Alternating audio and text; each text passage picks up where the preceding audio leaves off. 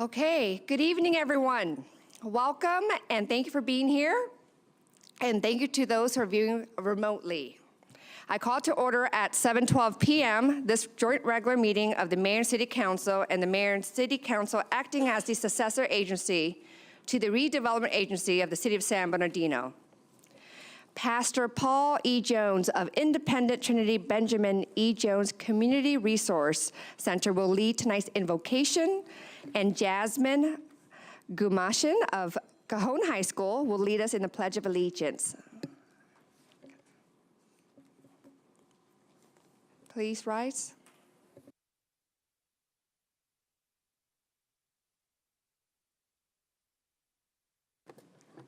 Excellent. Amen. God bless you. Would you bow your heads with me? Dear God, we thank you this morning, this evening, amen, for your love and kindness, your tender mercy, oh God. We thank you how you woke us up this morning and started us on our way. Dear God, we invite you into this meeting, oh God. Help us, help the leaders, oh God, in the name of Jesus, oh God. Lead them in the right way. Lead them and guide them. Even this city, oh God, let this city be a motto for other cities to follow. We thank God for the council, and we thank God for the mayor, oh God. We thank God for the representatives that are here today. Bless us in the name of Jesus, and we claim victory in San Bernardino. In Jesus' name, thank God. Amen. Thank you. Jasmine, are you here?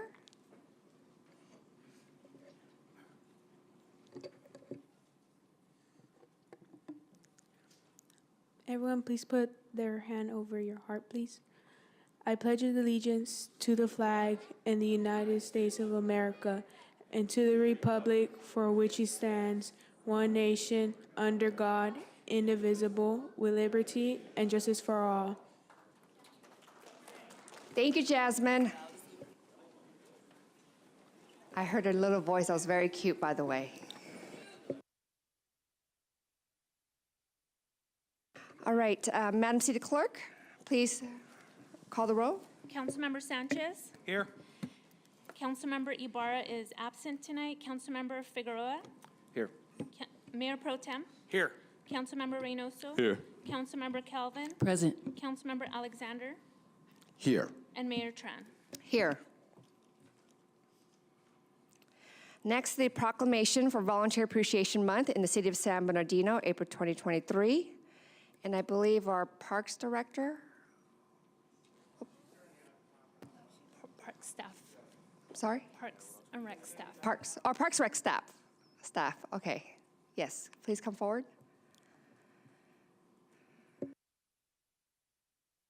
Madam City Clerk, do you have the proclamation?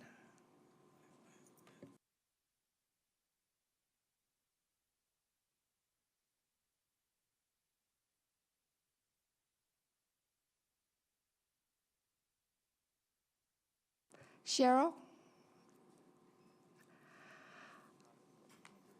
Okay. So we don't have the proclamation in front of us, but I just want to say thank you. And please, keep up all the wonderful work that you're doing. How about we reconvene in the next meeting to proclaim that? Is that okay? Thank you. Sorry about that. Give him a round of applause, please.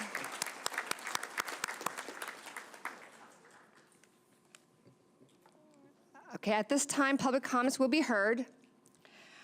In-person speakers will be heard first, followed by remote speakers to address the City Council. Each individual must fill out a speaker slip. A speaker slip must be completed and turned into the City Clerk at this time. Only those speaker cards turned into the City Clerk will be allowed to address the City Council. No late cards will be accepted.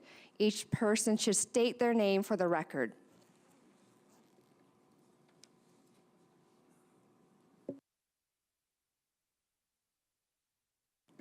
Spanish interpreter.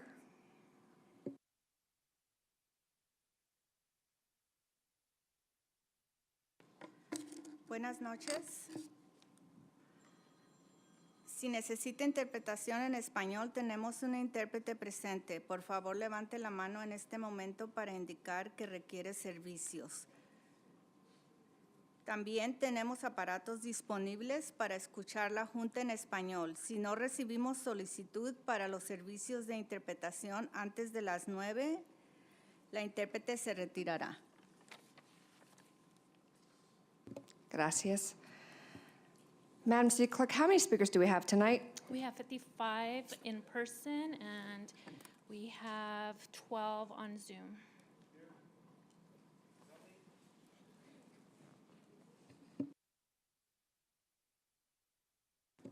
In light of the fact that we have received 67 speaker slips to allow adequate time for the City Council to address the city's official business on the agenda this evening, each speaker will be limited to 1 minute and 30 seconds per comment instead of the usual 3 minutes, in accordance with Resolution number 2018-81.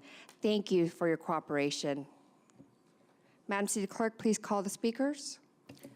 Okay, the first speaker is Annette Fraley, followed by Deanie Galler and Shamia Hill. Annette, you can, are you here?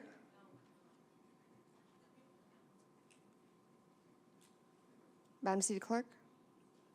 Who's? Annette Fraley, Deanie Galler,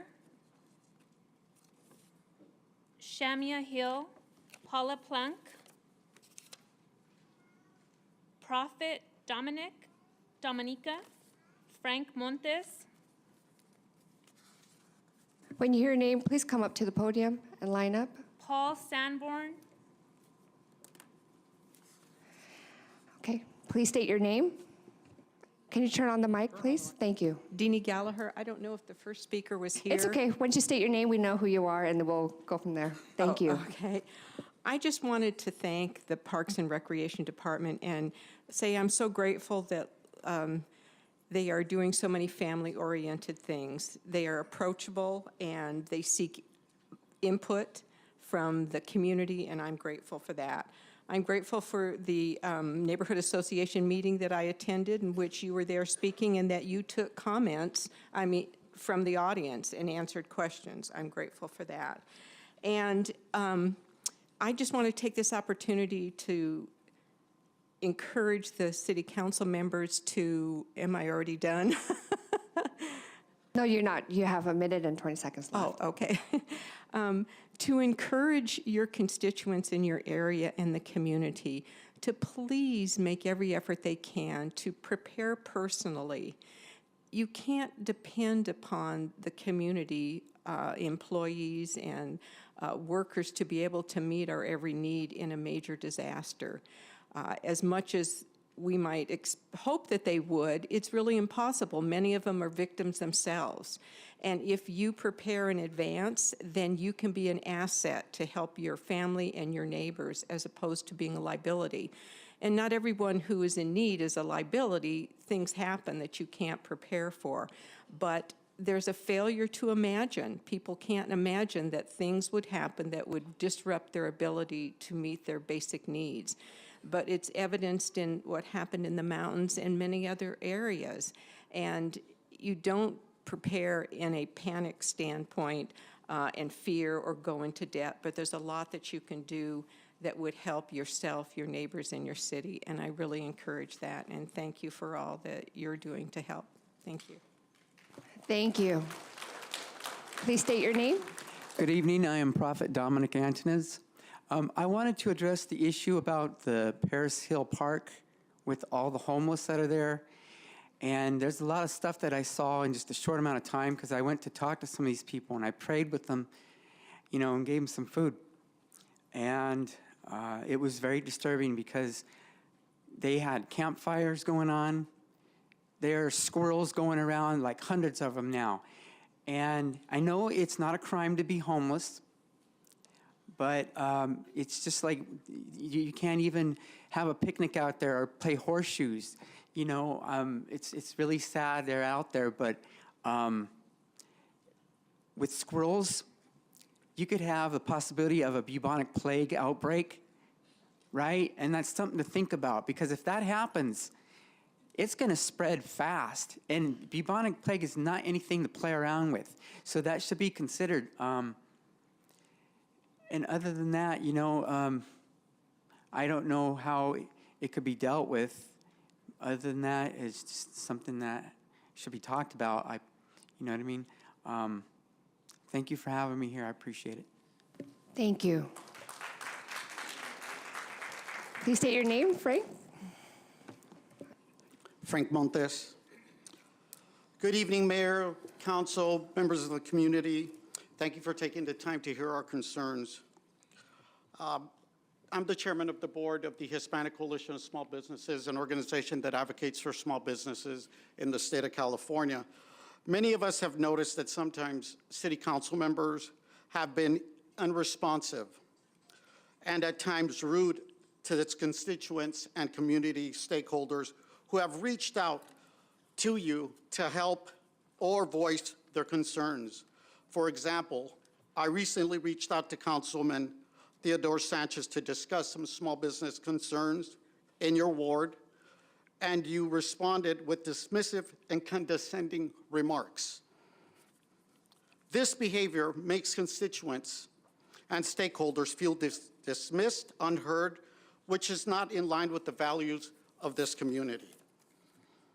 As a kid, I was excited to come to San Bernardino because of the vibrant business community, the options for shopping, entertainment, and culture. Today, the city does little to support small businesses, and it shows. Mount Vernon corridor in Mr. Sanchez's ward is an embarrassment of Route 66, and other communities along the historic Route 66 have made. Thank you, Frank. Yeah, I'll come back so I can finish the rest. Thank you. Please state your name. Can you press the mic, please? Thank you. Paul Sanborn. We are number 3 of the dirtiest city in the United States. That was a study that was done that was on TV here the other night. What I want to show you, this would be like an in and out receipt. On the bottom line, 1 nickel. Every restaurant, whatever, if you serve food, I want a nickel on the bottom. One person at the city hall once a month gets that money. From there, in turn, they give it to Burtech.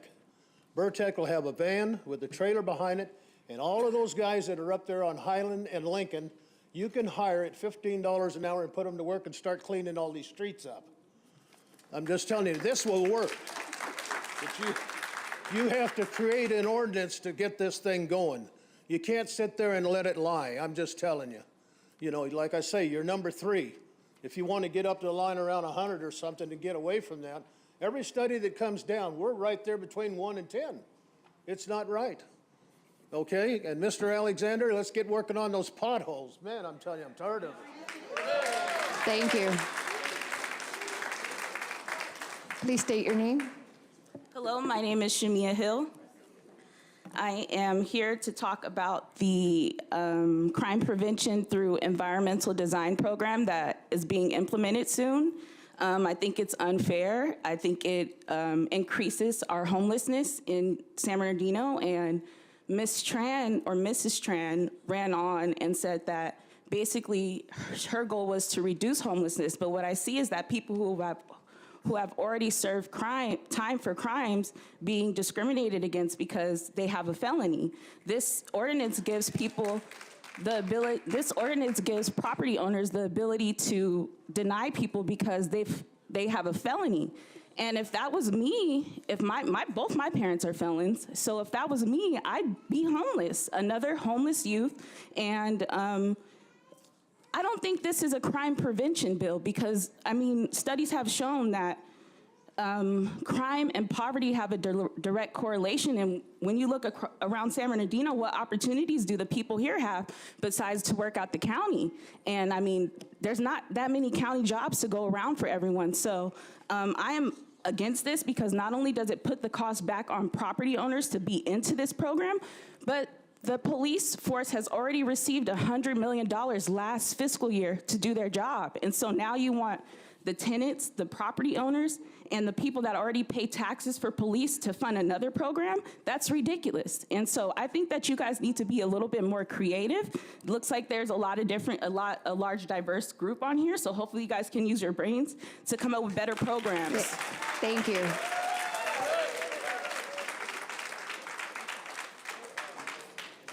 Silver Montero, Barbara Sky, Please state your Treasurer name. Ortiz, and Victor Beecham. Paula Plunk. You called my name. Ma'am, Yes. thank you. This is for BB&K, just in case he has another meltdown. Tonight, as always, I stand proud with our Pride community. I am a sexual assault survivor warrior and a new warrior of 4 years in the honor of my murdered son. Enough is enough. We will not be bullied in closed session in our 3 minutes of democracy, especially at Treasurer Ortiz, our committed community leader. Tuck your feelings, BB&K. This community is completely done with your pixie dust that you all want to call good, transparent governing. The council, the sitting mayor have allowed the cookies and kisses to weaponize the city government against we the people of San Bernardino, as shown in the behavior of BB&K in co-session, taking residents' money and a paycheck and bullies the community leader. Council and the city mayor allowed the consent calendar to become weaponized to keep all of your disgusting dealings behind closed doors, and then lies upon lies upon lies, and failing directors, Nathan Freeman, Daniel Hernandez, and your continued lies from the council. No longer are these directors remain in these chairs. The harder you push for your reelection, council, the harder it will remain for you to be there. We will push forward on the recall of Teddy Sanchez. It is starting steam. Thank you. Please state your name. Silver Montero, I'm a resident of San Bernardino. There's a housing crisis in the city of San Bernardino. How do we expect to turn the city around if parents are forced to work multiple jobs so they're able to afford the cost of living in San Bernardino? Who's taking care of our children, helping them with their homework, keeping them out of trouble? 93% of the graduates do not go to college. I have friends who have felt they had to immediately jump into the workforce to help their parents who are in economic distress. They are trying to persevere, but I've seen this story too many times. I know the odds are against them. I see them losing focus and not doing as well as they should. I see many of them give up. On March 16th, the city received a notice of violation from the California Department of Housing and Community Development for committing multiple violations of the Surplus Land Act related to the Carousel Mall. Our goal has always been to engage and work with our city leaders. I want to see downtown revitalized and see our community thrive. If we want to see change, we need to see this moment as an opportunity to address urgent housing and economic needs. Why is it that few are ever able to live in the communities they work? Because the city never took steps to protect its vulnerable citizens. We ask that this new administration and council members to learn from the mistakes of the past leadership. That step is a collective bargaining agreement. We need a commitment. We need a community benefits agreement to address the urgent housing and economic crisis in our city. A CBA sets the highest standard and prioritizes good-paying jobs in our communities. Thank you.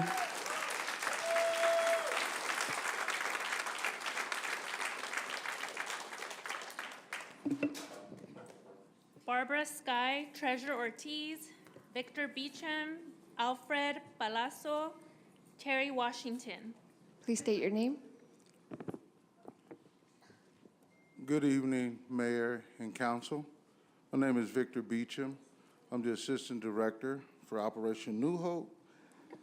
And I found a great night to come and bring you an update and a report, because we're very thankful for all that you all are doing in the community. The impact that you're having with the YRG program and the other programs that we run are having great results. I would like to go into more detail, but it seems like it's not going to be time. But I just want you to know we had a 3-year contract for the Youth Reinvestment Program. We were supposed to enroll 225 students or youth. We exceeded that and enrolled 414. Over 80% of them, we reduced the crime in their lives. 74+% of them improved in their substance abuse. Over 85% of them worked weekly with restorative justice in the community. We partnered with HEAL and gave food out to those at Fifth Street Park. We've created career pathways for young adults to build a career, to make a difference in this fine city. But it's going to take us all to make it better. We're currently working with Parks and Rec for Parks After Dark throughout the summer. We will be hosting events. I know it's a task to be completed, but together we can do it. Thank you. Next, please state your name. Dr. Treasurer Ortiz. Good evening, Mayor and Council.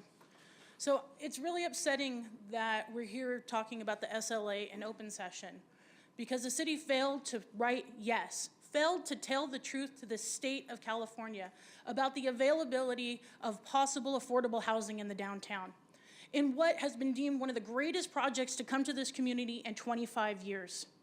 And why? Because we have a failure on the inside for the people to want to do the right things for the residents of this community.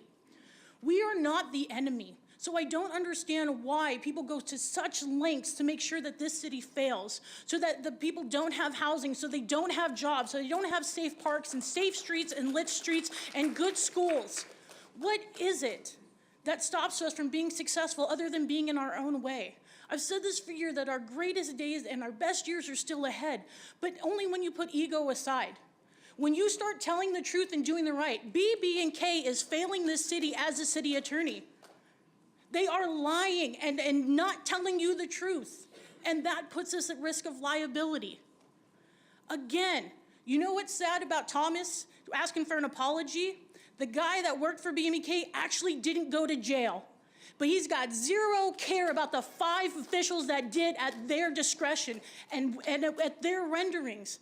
We have an opportunity here. Stop villainizing the community and start doing the right thing by us every single day that you are elected to serve us. Thank you. Thank you. Please state your name. My name is Terry Washington, and I'm a local boxer here from San Bernardino, California. I started boxing in 2013, and my goal was always to be in the Olympic trials and get a shot at being an Olympic champion. March 25th, I qualified for the Olympic trials in December, and I just wanted to let you guys know that to let the youth know if I can do it, then you guys can do it. So we're all here together, and it's really short today. That's it, really. Thank you. Dream big, 100%. Please state your name. My name is Barbara Sky, Vermont resident.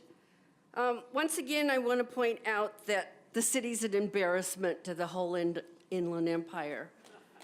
And we'll say, okay, the people that are responsible aren't here anymore. But let's not blame it on them, because I'm sure that all the paperwork is there and people knew.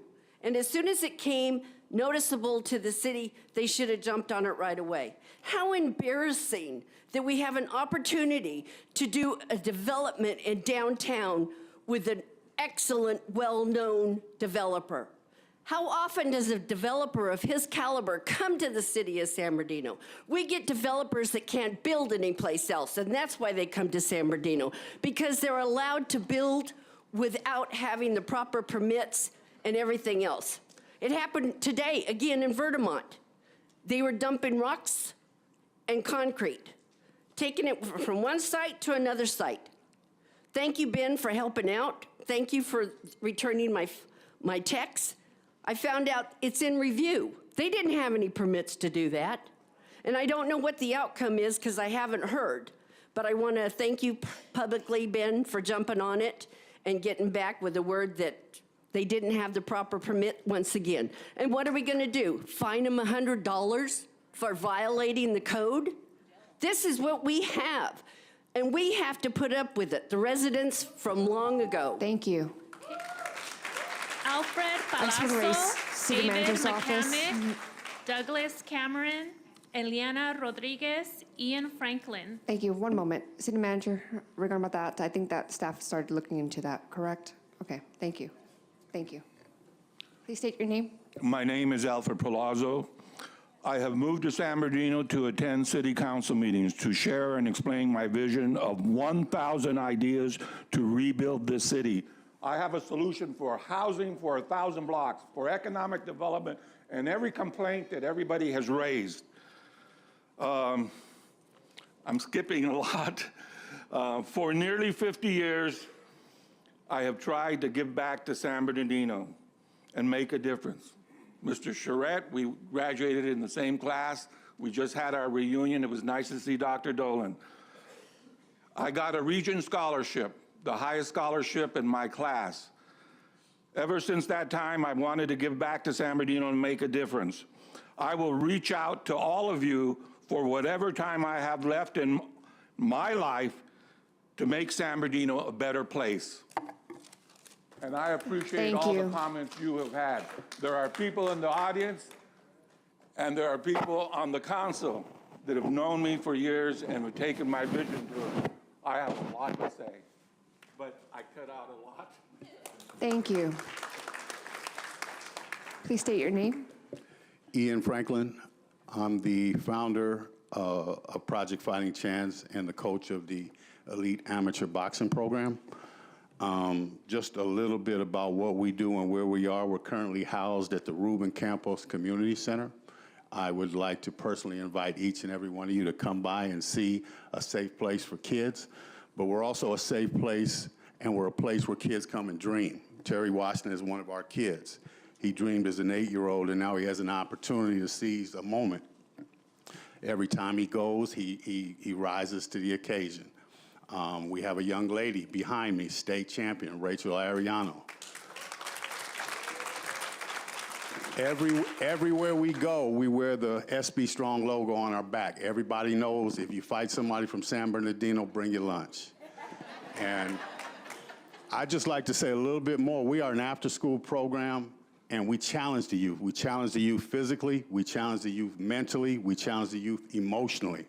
We have wellness programs, we have enrichment programs. We're currently in 11 school sites, and we are what youth need in this community, and they demonstrate it by showing up. So in a nutshell, we're the place that kids want to be. Thank you. Thank you so much. Please state your name. Hello, my name is Eliana Rodriguez, and I'm here to support the Project Fighting Chance program. And I am here to invite the mayor and the council members to come take a look and how positive this program is for the youth. And if you see, it's not just a boxing gym, but it actually provides activities every single day for the kids. And it's actually a safe environment. It provides meals for the kids to come by. It's a very safe space.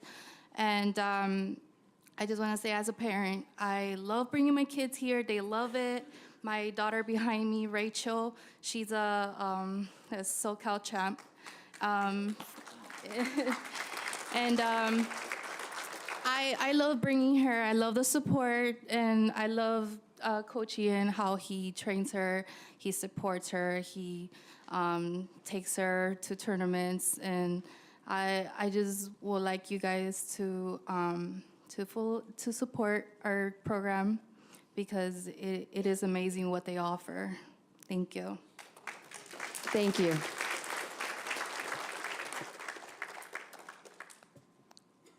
Please state your name.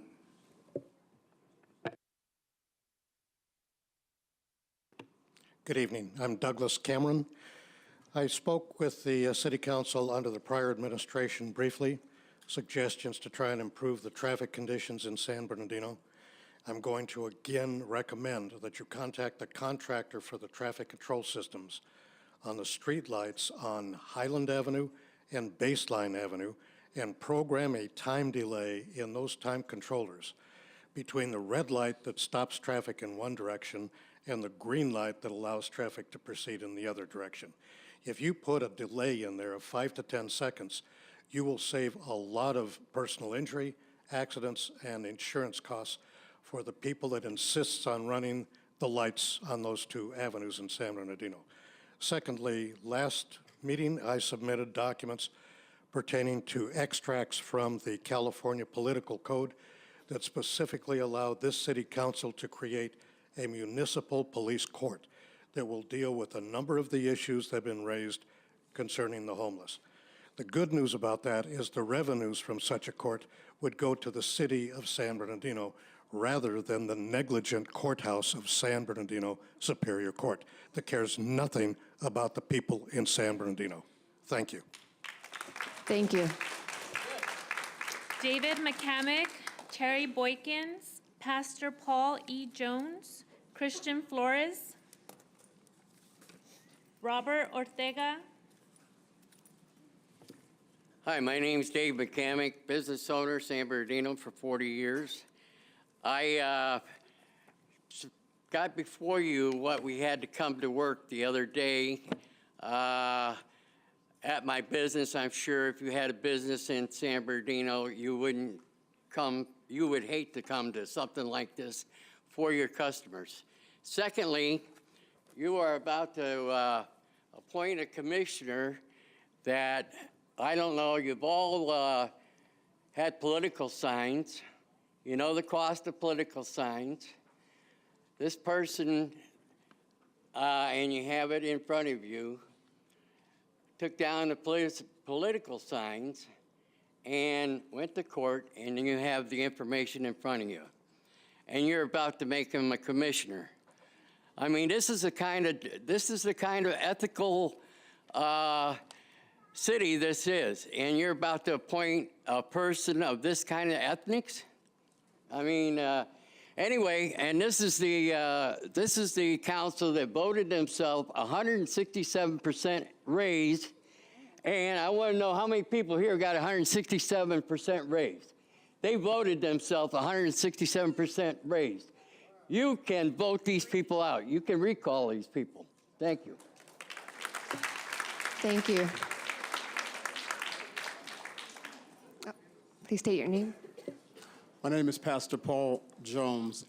Good evening, council and mayor. Amen. Just want to mention a few things. I'm the pastor of Independent Trinity. I'm the CEO, director of Benjamin E. Jones Community Resource Center. We feed about 2,000 families every single month in San Bernardino.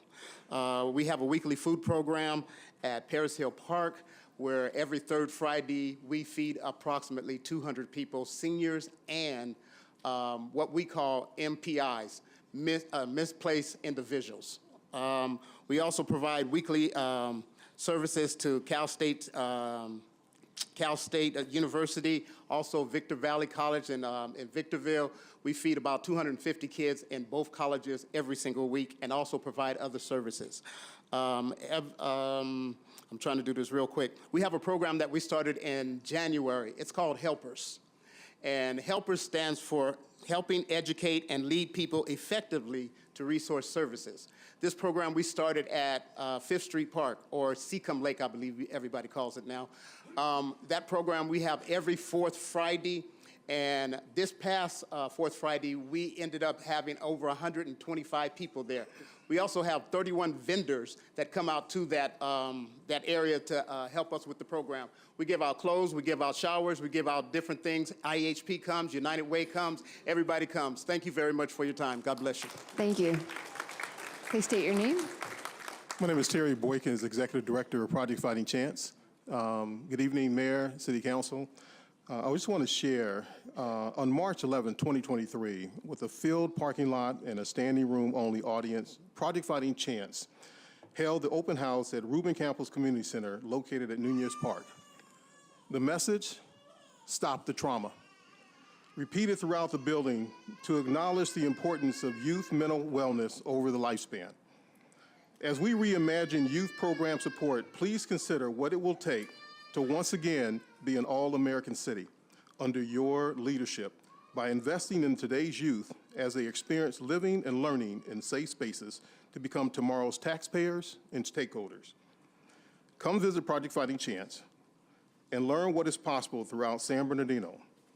When the Book of Cities is opened and the question is asked, how much and how long have you invested in the youth of this city?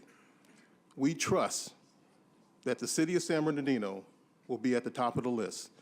And I just want to say that if we want youth to succeed in this city, we must stop the trauma. And so I would like to have you give a display of your commitment, because this is what happened at Rubin Campos. When I say what we must do to have you succeed, I want you to say, stop the trauma. What must we do to help you succeed? Stop the trauma! Thank you. Thank you. Christian Flores, Robert Ortega, Shannon Smith, Amy Keith, and Nicolette Maccanico.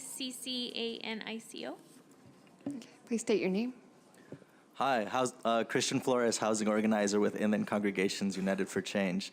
As part of the Inland Regional Housing Justice Coalition, I'm here to show off our ever-growing list of petition signatures with over 400 signatories from constituents in the city of San Bernardino in favor of repealing the MC 1351 multifamily housing ordinance, which is frankly written in such a way that it is flawed, discriminatory, and essentially these voices are just in unison to make sure that we can keep people from being unjustly evicted and lose their right of due process through it. In addition to that, I'm here for the Something Better for San Bernardino Coalition. Over a year and a half ago, I, alongside our partners, were here to flag concerns about the potential violations of the Surplus Land Act. Because we wanted to make sure the project was a success, in addition to moving forward on having a community benefits agreement that addressed various concerns and solutions for well-paying jobs within the community and affordable housing, which is very much needed and has only grown in need since then. So if we could move forward with a 25% requirement in affordable housing for the project, then that would help us as a city, and that's what HCD is on board with. Thank you. Please state your name. Hi, my name is Robert Ortega. I'm here with the Inland Regional Housing Justice. I've been a resident of San Bernardino for 52 years. I'm a former incarcerated. I've been working for 10 years to better myself and my community. However, there are various boundaries I've come across. I've been trying to establish myself, which is why I've been an active member with All of Us or None. Housing in particular is one of those barriers. As a former felon, the option I have to fighting housing, there are limited options I have to, even to improve for housing because of my history. The few housing units I can get are in terrible conditions to begin with, but I have no options.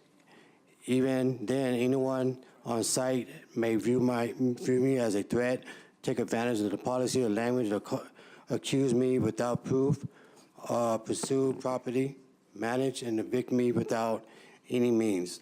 MC 1351 does not stop or prevent crime. It happens from happening. But it does allow someone to discriminate and push someone out into the streets. I'm asking that we change MC 1351. Thank you. Next, please state your name. Yes, hi, good evening, Mayor and City Council members. My name is Shannon Schmidt, and I'm with the Time for Change Foundation, and I'm also a resident of the San Bernardino County. And I'm requesting the yes vote to begin the process of removing the discriminatory rental housing ordinance MC 1351. It forces landlords to evict and deny housing to people with criminal histories like myself. I served 18 years in prison, and I came out, and I am now a productive member of society. And I am going to be criminalized because of that. It's gonna force people to become homeless because of this. Can you please vote yes to repeal MC 1351?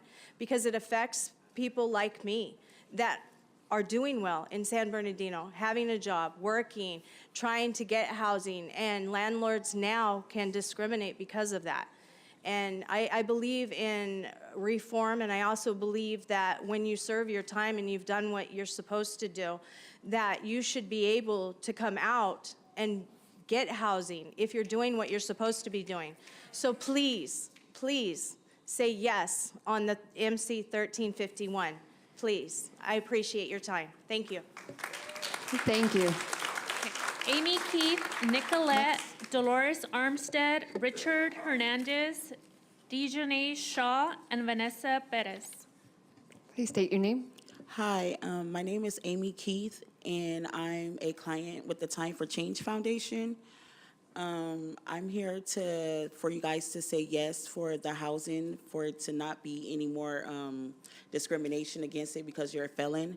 I was convicted of a felon when I was 18 years old, and I'm now 35, and I have not been back to jail in 17 years. And I feel like it's a discrimination.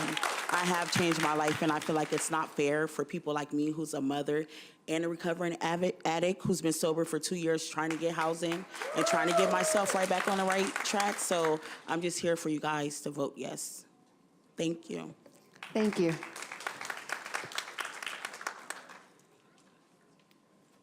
Please state your name. Hi, my name is Nicolette Mechanico.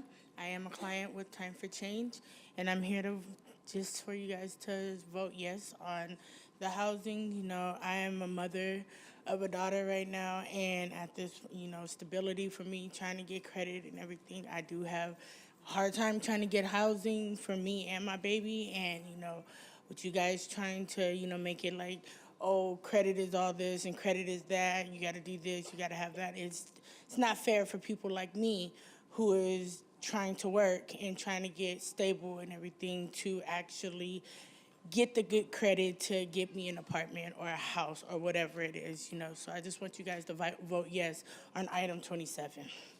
Thank you. Who's next? You could just come up to the podium and announce your names if you've been called up. Just state your name and then Dolores. Somebody else.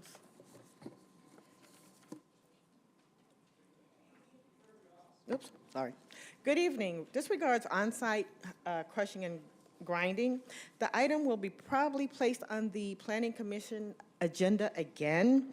At the last meeting, we tasked the planning staff to prepare a resolution to unconditionally deny on-site crushing or grinding anywhere in the city. It will be brought to the council very soon. Please listen to your citizens. It is only beneficial to developers and contractors, and they don't live in this city. The city gets no benefits, and we, the citizens, are impacted. Oxbow continues. The council needs to approve the removal of Oxbow ASAP. The Santa Anas are coming. We've just had the rains. Your lawsuit against a contractor may take years. It may take decades. The people's health is deteriorating. It can't wait on a lawsuit. Think about your people, not the developers. Also, regarding Valdivia, we have 5 lawsuits open. The legal fees are now $1.7 million just for the attorney fees. The cases are all still active. This does not include the settlements. This is one of the reasons we voted for a charter city, so that no one person will ever again have that much power to cause so much chaos and cost our taxpayers so much for his actions. We taxpayers are tired. And Mayor, we pay taxes. We should be heard fully. Thank you.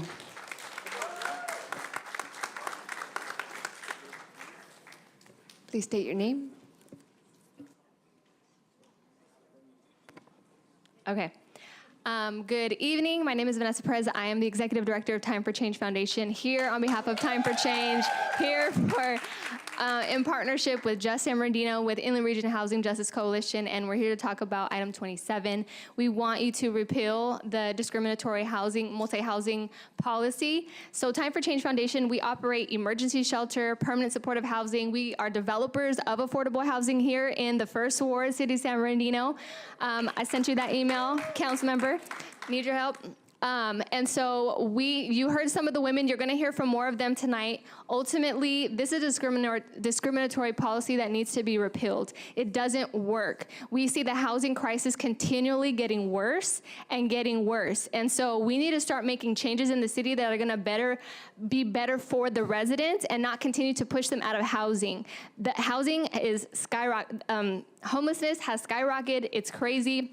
And as you can see, these women, they deserve a second chance. And that's what we do at Time for Change Foundation. We provide opportunities for them to have second chances so that they can stay housed, not get pushed back out into the streets. So they shouldn't be continued to get discriminated against because they have a criminal background. A lot of these women come to our program, either have already been through the discrimination from these policies, or they can't get into stable housing. We're the middle person, so we're trying to get them permanently housed. And so we need you to repeal this. Thank you. Thank you. Richard Hernandez, Dejanay Shaw, Angie Rodriguez, Melanie Tillman, Lizzie Van Sil, and Marquita Hirschley. Please state your name. Is the microphone on? You can hear me? Good evening, Council, Mayor. My name is Richard Hernandez, and I've recently moved to San Bernardino. Everyone's saying it's a wonderful city, but I question that. On my first week, someone ran into me. I was taken to the hospital. I asked the paramedics to wait for the police to arrive, and they said, that's a 1 in a million chance. So I became a victim of this accident, and that I don't understand. If there's any other types of emergencies out there in the street, it makes me wonder, who's going to respond to it? The paramedics? And that's it, no police? My other concern is all these potholes. I was on 6th Street driving over here trying to avoid all those potholes. You're in the vicinity of downtown LA, you're holding meetings out here, and yet you can't fix the surrounding area. That's rather ridiculous, but what do I know? The other thing is about that cement crushing. You have an individual that works here that came from City of Commerce.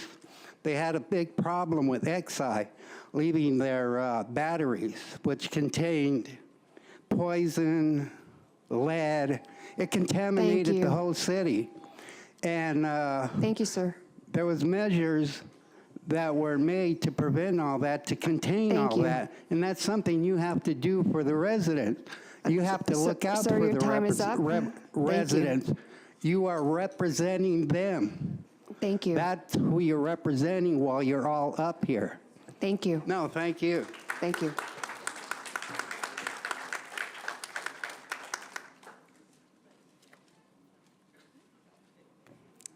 Please state your name.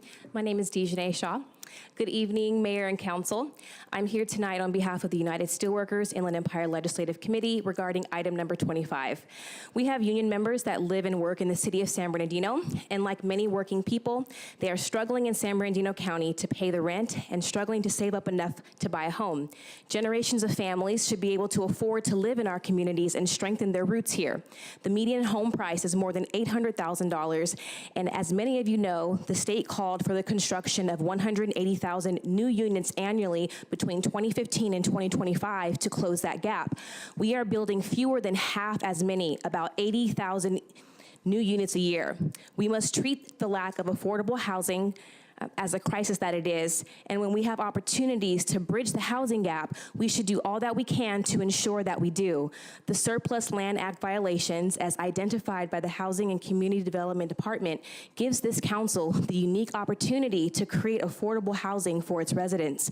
I ask that when the city reissues a new request for an RFP for the Carousel Mall project, this council ensures that the verbiage stipulates that 25% of the project is allocated to affordable housing along with the community benefits agreement. Thank you.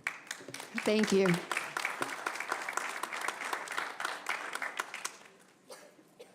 Next, please come to the podium and state your name. Good evening, council members. My name is Marquita Hershkovitz. I'm here requesting for you guys to vote yes to begin the process of removing the discriminatory rental housing ordinance for MC 1351 because it forces landlords to evict and deny housing for mothers like us who are already.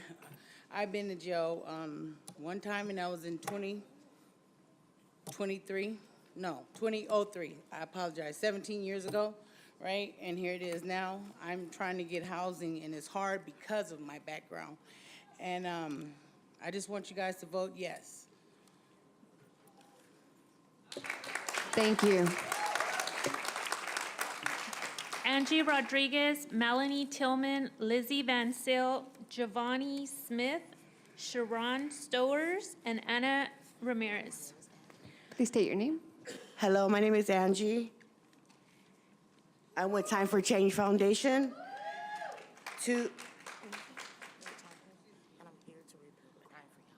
And I'm here to appeal the crime for housing order for item 27. Thank you. Thank you. Hello, my name is Melanie Tillman, and I'm a resident of San Bernardino County, and I'm also here with Time for Change Foundation, and I'm here for item 27 to repeal the crime-free housing ordinance as well. Thank you. Hello, my name is Lizzie Van Sil, and I am with Time for Change Foundation, and I'm here to repeal the discriminatory housing ordinance. Thank you. Thank you. Hello, my name is Sharon Stowers. I'm with the Time for Change Foundation and a citizen of San Bernardino. I'm requesting our yes vote to begin the process of removing the discriminatory rental housing ordinance MC 1351 because it forces landlords to evict and deny housing. If we have anything they don't approve on, our backgrounds. Yes, I do have a background most won't approve of. I am a felon. But I have made huge changes in improving myself, and I believe because of that, the choices that I have made in the past should not define or affect the person I have worked so hard to be now. Thank you. Thank you. Giovanni Smith, Anna Ramirez, Ariana Guerrero, James, I believe the last name is Smart, Martha Romero, Sonia Grayhan. Please state your name. Hi, my name is Anna Ramirez, and I'm here with Time for Change. I'm here to repeal crime-free housing ordinance, item 27. I'm also a felon for, I did 18 years, and I also was out here homeless. And because of Time for Change changed my life, it gives me time to think about what I have to do in the future. It helps us with our school and how to get back on our feet, mentally, physically, and with guidance. Thank you very much. Thank you. Please state your name. Hi, my name is Serena. I'm taking the place for Giovanni. I'm with Project Fighting Chance. I grew up in San Bernardino. For you ladies that are felons, hey, I'm right there with you. You can always come over to Project Fighting Chance. We got opportunities. We believe in change. We're here for the kids. Little that they don't know, it changes their life, but it also changes ours. We are a great, great program. If it wasn't for this program, I don't know where half of these kids will be when they come to me talking about, Coach, I just need to be with you. Coach, I need to let off some steam. Coach, I don't want to go out there because I'd rather be here letting you guys know what's going on to stop the trauma, to stop the abuse, to stop the drugs, to stop the gangs. And I'm just here to represent Project Fighting Chance. And all you ladies, keep it up. Don't let nobody tell you can't stop, because you can, and come to Project Fighting Chance. Thank you. Thank you. State your name. My name is Ariana Guerrero. I'm here with the Time for Change Foundation. I'm here to talk to you about item 27 to repeal the crime-free housing ordinance. I am a mother, a wife, and my husband is a two-time felon. So even though I've never been convicted of a crime, his past is still on his record. So anytime we go to get housing, it's something that stops us from being able to live our best future. So at the moment, we're stuck being discriminated against because of something that he did when he was barely in his 20s. So now we're asking you to please repeal this because it's just not fair. Thank you. Thank you. Please state your name. Oh, yes. Hi, my name is Sonia Gray Hunn. I'm the lead housing organizer with the Congregations Organized for Prophetic Engagement. Also a member of Just SB, also a member for SBSB, Something Better for San Bernardino, and Inland Regional Housing Justice Coalition. And so I'm here to speak about two items, item 25 and item 27.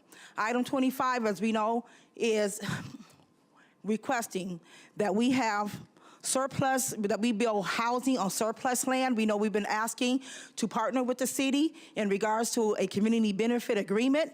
We have worked with you guys, has shown you different ways that we can work together around economics, bringing in jobs, bringing in housing. We know we're solid on that 25%, and we know that we're out of the housing element. So we need to really be intentional of how we move with how we build housing for our most vulnerable residents. There are so many opportunities to build within our San Bernardino, especially around the Carousel Mall and other surplus land that's available. And also with MC13, y'all making the problem worse. We don't have housing, and yet you're pushing people out, our most vulnerable folks, which is our seniors, our folks coming out of the criminal justice system. You know, come on, guys, we got to do better. We're holding you accountable. We're expecting better from you guys, and please show up, show out, and do better. Thank you. Thank you. Okay, Please James state your Smart, name. Martha Romero, Celine Perez, Deborah J., Robert Porter.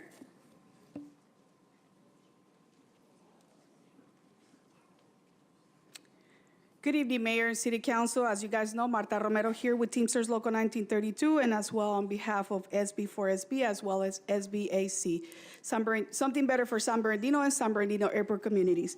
First, on the item number 25, we're here. We know that you got a letter for the Housing Development Agency. You cannot cover the sun with one finger. Let's put that straight. You know about the violations. We knew about it. We actually were talking. We need to move forward and trying to get something better in regards to the carousel. San Bernardino is suffering a huge housing crisis. We all know that. It's nothing new. It's nothing like, you know, clerical error as stated from some other staff that they actually reported it was clerical error. We could actually point the finger to the last mayor. We're not going to. We're trying to actually get a change from this council. Moving forward, we need at least 25% of that housing to come out from that development, okay? The Something Better for San Bernardino, SB4SB, has actually and will agree that if a new change comes with the ENA, the city should comply with the 25%. And we are, and not only that, provide a community benefits agreement. That is the most important thing. Bring jobs, good wages to the city. Homelessness, all these other problems that we actually have, if we have good wages, that would actually prevail. Thank you. Please state your name. Celine Perez. I'm here to speak about agenda item 25. So good evening, Mayor and Council members. Like I said, my name is Celine Perez. I'm the Chief of Staff of the Inland Empire Labor Council and also a member of Something Better for San Bernardino Coalition. Council members and Mayor, do not be misled by the staff's report that the city would be exempted from the Surplus Land Act for projects if an ENA was in place by the end of December 2020. That portion of the report does not address HCSD's findings that focus on everything occurring after December 2020. In the beginning of 2021, it was clear that the city had not entered and finalized an ENA by the end of 2020 to be qualified for that exemption. Therefore, the city automatically had to comply with the SLA. But as HCD points out, the city doubled down on its unlawful approach and selected negotiated with the developer before even starting the SLA process. If the city complies with the request of HCD to issue a new RFP, we request that there be at least 25% affordable housing and community benefits baked into that RFP. For full transparency and clarity from the beginning for any developer and for the community. We welcome and have always been willing to work with the city and any developer that's willing to deliver what our community needs. Our goal has always been to do this. In the notice to the city, HCD encouraged city officials to continue having conversations with our coalition regarding the project. We welcome that opportunity for collaboration and thank the ad hoc committee member, Councilmember Calvin, and also Ben Reynoso and Councilmember Alexander that have been willing to do that. Thank you. Thank you. Please state your name. Good evening, Mayor and Council. My name is Deborah Harmon, speaking for Deborah J. I am here tonight also speaking on item number 27, and I'm requesting your yes vote to begin the process of removing the discriminatory rental housing ordinance MC 1351 because it allows landlords to evict and deny housing. And there's a few bullet reasons that I would like to express. If renters call 911 for assistance more than 2 times, that's a reason. If the city uses a renter of a crime without any evidence or proof, these are reasons. If the city accuses a child or even an unwanted guest of breaking the law near your home, even off premises. For a single lease violation without any means to dispute it, if we have anything that they don't approve of on our background checks, those are grounds for discriminating against us and keep us from housing. Thank you. Thank you. Please state your name. Mayor, council, good people. My name is Robert Porter, by the way. I live in San Bernardino my whole life. And at the end of this month, it'll be 47 years. I run a group called I Love San Bernardino on Facebook. We have 61,000 members now. I kind of feel like sometimes I can have the pulse of how our city feels. And by approving and denying posts, I see everything that comes through the page. Just recently, there's been an uptick, like a major uptick in complaints. And I'm sure you guys are hearing them all on the back end too. I just want you to be aware that it's grown quite a bit since a few months ago. So just be aware that there are, you gotta hit these potholes, the unsheltered, Carousel Mall, all these things, you gotta hit it hard, team, because they are watching and they want us to succeed, but they're gonna blame it on y'all if it doesn't get done. On a positive note, I have 25 seconds left. Thank you for filling up the commissions. I appreciate that. The Arts and Historical Preservation Commission met last month. We did good, and we're compiling a list of all the monuments in the city that need special attention. So we'll be shortly sending some of those to y'all. Thank you very much. Thank you. Okay, this is the last call for James Smart, then Kath Rogers, Rashida Ballard, Luis Ojeda, Jose Ballesteros, Serena Hill, and Mike Hartley. Please state your name. Good evening. My name is Rashida Ballard, Mayor, City Council, and all of you good people. I am here on behalf of Project Fighting Chance. And before we got started, we did the Pledge of Allegiance. One nation under God. That's what we said. And God called us to be united. And all I keep hearing is everybody in here is a project. And they need a fighting chance. Well, Project Fighting Chance gives those kids a vision and a way to be reopened and reconstructed to know that they can be our future if we're going to have one. God forbid any of you will die. Who's going to take your seat? One day the children will grow up and they might want to be just like you and sit in that seat. But who's willing to give them a fighting chance? Because they are a project of wherever they come from, whatever's around them. And so who's willing to stand up and take the stand and say, it takes a village to raise one child. It's hard to find a village because nobody wants to be accountable. But Project Fighting Chance love working with the children, love showing them that they are champions and they can do whatever they put their minds to do. So I am here on behalf of Project Fighting Chance, asking you guys to please come visit. Thank you. Please state your name. Hi, Mayor and City Council. My name is Kath Rogers. I'm an attorney with the ACLU of Southern California, and I represent folks who are unhoused or experiencing housing insecurity. And unfortunately, we have a lot of folks who are experiencing housing insecurity in San Bernardino.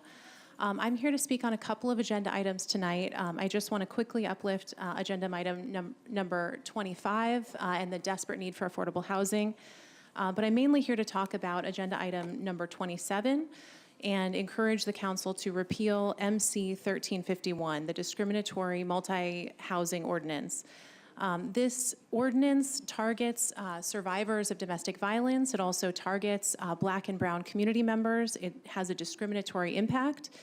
And it also runs counter to the city's goals of solving our housing crisis by making it harder for people to get housing and to stay housed. We already have over 1,300 people who are forced to be unhoused in the city, and this is due to lack of affordable housing. It's due to our housing costs. People don't want to be living in Paris Hill Park. I was just over there talking with folks. I know a lot of the folks who live there. People don't want to be in that situation. It's because of lack of affordable housing, and so we need to keep people housed. We need to not be evicting people. We don't want to be displacing people, and we don't want to be creating barriers to housing. Importantly, this ordinance violates the law, and the city is already being sued for violating for this ordinance. So it's way overdue to repeal this ordinance. Thank you. Thank you. Please state your name. Yes, worthy Mayor, City Council people, my name is Jim Smith, and I wanted to echo Robert Porter's words about you filling all the commissioners here. I think that's extremely important. We have a full team now for our mayor, and we're going to move forward and make San Bernardino an all-America city again. That's what we want to do, and I hope we can preserve the history of San Bernardino. I'm going to be on the Arts Commission, and we'll make sure that we preserve the historical names of San Bernardino to respect our history here in San Bernardino. I'm a member of an organization called the Native Sons of the Golden West. We started here in San Bernardino in 1887. We're still going strong. We've relocated, but we're still in the city of San Bernardino, and our goal is to preserve the history and beauty of San Bernardino. We have an opportunity. I'm so glad that Charles McNeely's back on the team, and congratulate Helen again for her victory. And she's doing as best job as she can with the current form of government that we have, and we're going to be addressing that very soon. Thank you very much. Thank you. Please state your name. Hi, my name is Jose Ballesteros. I currently reside in the 6th Ward. I was born and raised here in San Bernardino. Hi, Mayor and City Council. I just came to bring up a public safety concern. So on Mount Vernon, a little after Baseline, there has been an increase of foot traffic coming from the east side at nights, especially during the weekends. The issue is that they're not using the crosswalks because they're from Baseline to 10th Street. They're crossing the street, and there's very little lighting in this area. I was wondering if we should be proactive about this and maybe install some lighting or a crosswalk in the middle so that way people could cross the street safely. Right now, it's really very poor visibility, and I think being proactive is gonna save people from getting hurt. Thank you. Thank you. Next, please state your name. Hello, Luis Ojeda. Hi, everybody. Well, I want to invite everyone to SV Food Fest again this May 6th from 5 to 11. And I just want to tell Mr. Reynoso and Councilmember Calvin that I wanted to ask them if they want to be part of the problem or the solution. I know that you guys support street vendors, and we already reached out to the health department, and they're gonna streamline any vendor that wants to get their permit. And as of right now, not even one from San Bernardino has approached them. So this is where I think that some organizations, they just want to create problems and not look for solutions. And I know that you guys support them, and I do too, but I want them to do the right thing. And this event, we started this event for that reason. So I think this is a great opportunity for everyone that is doing street vending to come to this location in the Court Square. It's going to be a legit event. It's going to be fully licensed and insured. So everybody knows how to get the permits. The only thing that many people lack the will to do it. So hopefully you guys will help me with that. Thank you. Thank you. Next, please come up to the podium and state your name. Mike Hartley, resident, San Bernardino. Last time I was here, we were discussing street sweeping and bird tech. In that conversation, Ibarra said that the street sweeping signs were on order. And of course, I didn't get a chance to ask her, what does that mean? I ordered 25 no trespassing signs, and I've got them in 10 working days. I want to know if these street sweeping signs are going to be up in my lifetime, because I don't plan on paying Bird Tech another damn dime until those streets are swept. Honestly, Mr. Alexander, I'm serious about it. So I'd like an answer on that, and if I have to get with the Department of Public Works, I will. Second thing, when I was buying peanuts for my squirrels, I looked on Baseline, 25598 Baseline, which is a commercial area, and across the street they were building townhomes. And that has been a problem with San Bernardino forever. We build residential in commercial areas and commercial in residential areas. It doesn't make sense. So my question is, do we have a master plan? And if we do, let's work on it. Thank you. Thank you. Serena Hill, Noemi Lopez, Alex Beltran, Desiree Sanchez, Ryan Stenley, and Nathan, can't make out the last name, sorry.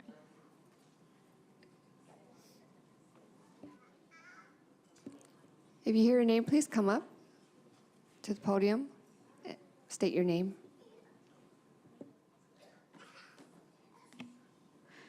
Madam Mayor, council members, my name is Desiree Sanchez with the Inland Region Housing Justice Coalition and the American Civil Liberties Union of Southern California.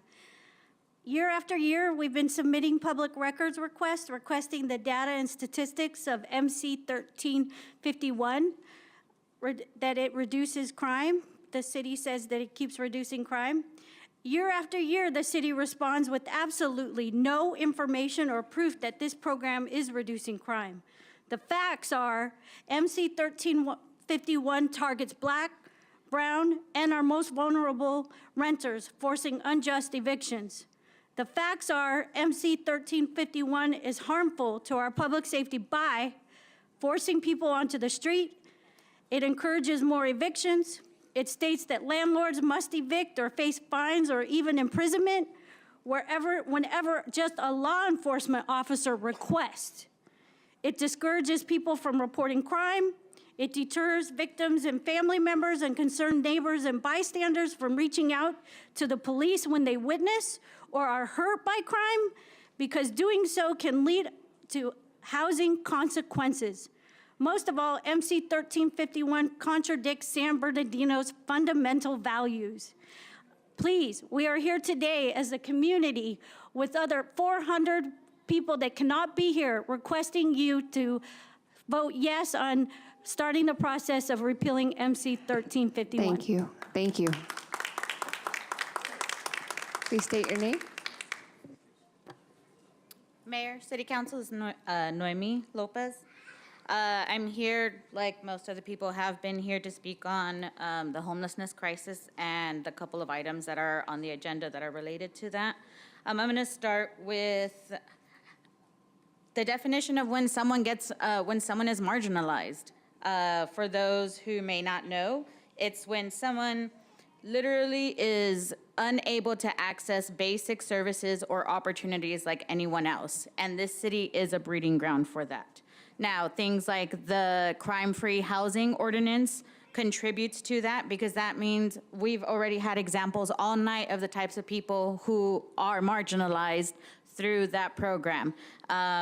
We've had kids here not too long ago talking about how they're living on these parks, right? They had to come here to, literally people are screaming at you and screaming for help. We know what it is to keep us housed and what's going on and what's affordable to us and what is available to the folks is not what's keeping us housed. And we need a city with leaders who sees everyone as constituents, regardless of where they lay their head at night. A city with leaders who are trying to keep all people in their homes, and a bare minimum of 25% housing units available for affordable housing units, and move forward with item 27 to appeal the crime-free ordinance. Thank you. Please state your name. Good evening. My name is Alex Beltran. I am a proud resident of the 4th Ward of San Bernardino, and I'm here to talk about item number 27. I'm asking the council to vote yes to repeal this ordinance. Like everyone has said, it's discriminatory. It preys on domestic violence victims. I went canvassing in San Bernardino to residents, and they thought it was ridiculous that if you call 911 more than 2 times that your landlord can evict you. They didn't even believe me. They thought it was fake. But yeah, I hope that the council will prioritize residents and vote yes to repeal this, and also consider putting affordable housing in the Carousel Mall. We want to prioritize residents, and some landlords do live here, but most landlords don't even live in San Bernardino. So we should protect our residents and make sure we have affordable housing. Thank you. Thank you. Please state your name. Hello, I'm Ryan Stanley, an owner and the creative director of the Historic Enterprise Building located in downtown San Bernardino. I'm also a local historian. First, I'd like to invite everyone to our landmark 96th anniversary coming up this May 12th and 13th. Come see what we've done to attract over 63,000 people in just 5 years to our building, inviting them to create history surrounded by history. To receive updates, please follow our Instagram at the Enterprise Building. Second, I'd like to urge the city to extend the agreement with RDICO and see it through. They're a master developer. Let them succeed. The revitalization of downtown and the Aspen Playbook is a centerpiece vision for the future of San Bernardino. I hear many people my age, especially students, asking, why can't we have what other cities have? What is holding us back? And we must focus on the how and not the what.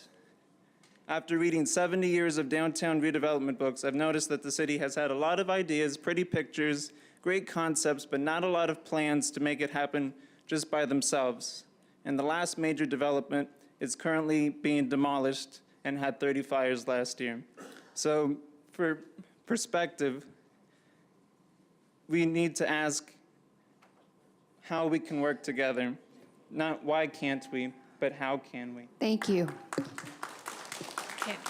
Nathan Ricardo Cisneros, Georgia Al, Maribel Núñez, Clementina Piña Bernal, Deborah Richardson. Okay. Who's, I think it might be my turn. State your I name, think we got please. our names Yeah. combined. But I am Alan Stanley, owner with Ryan and Alicia of the Enterprise Building in downtown San Bernardino. I wanted to address the mayor, the city council, and the people of San Bernardino. You had a lot of things go wrong and a lot of things go right. And I wanted to highlight the things that have gone right in the 5 years since we came to San Bernardino. When we came to San Bernardino, the city was in bankruptcy, recently recovering from a terrorist attack. The staff at the city had gone from 1,200 to 600. Times were pretty rough. Nobody wanted to invest in downtown San Bernardino. Downtown was pretty desolate. And in fact, to this day, we're the only business alive on E Street from 2nd to 4th Street. The only business. We have brought 50 small businesses into our building, 63,000 people to downtown San Bernardino.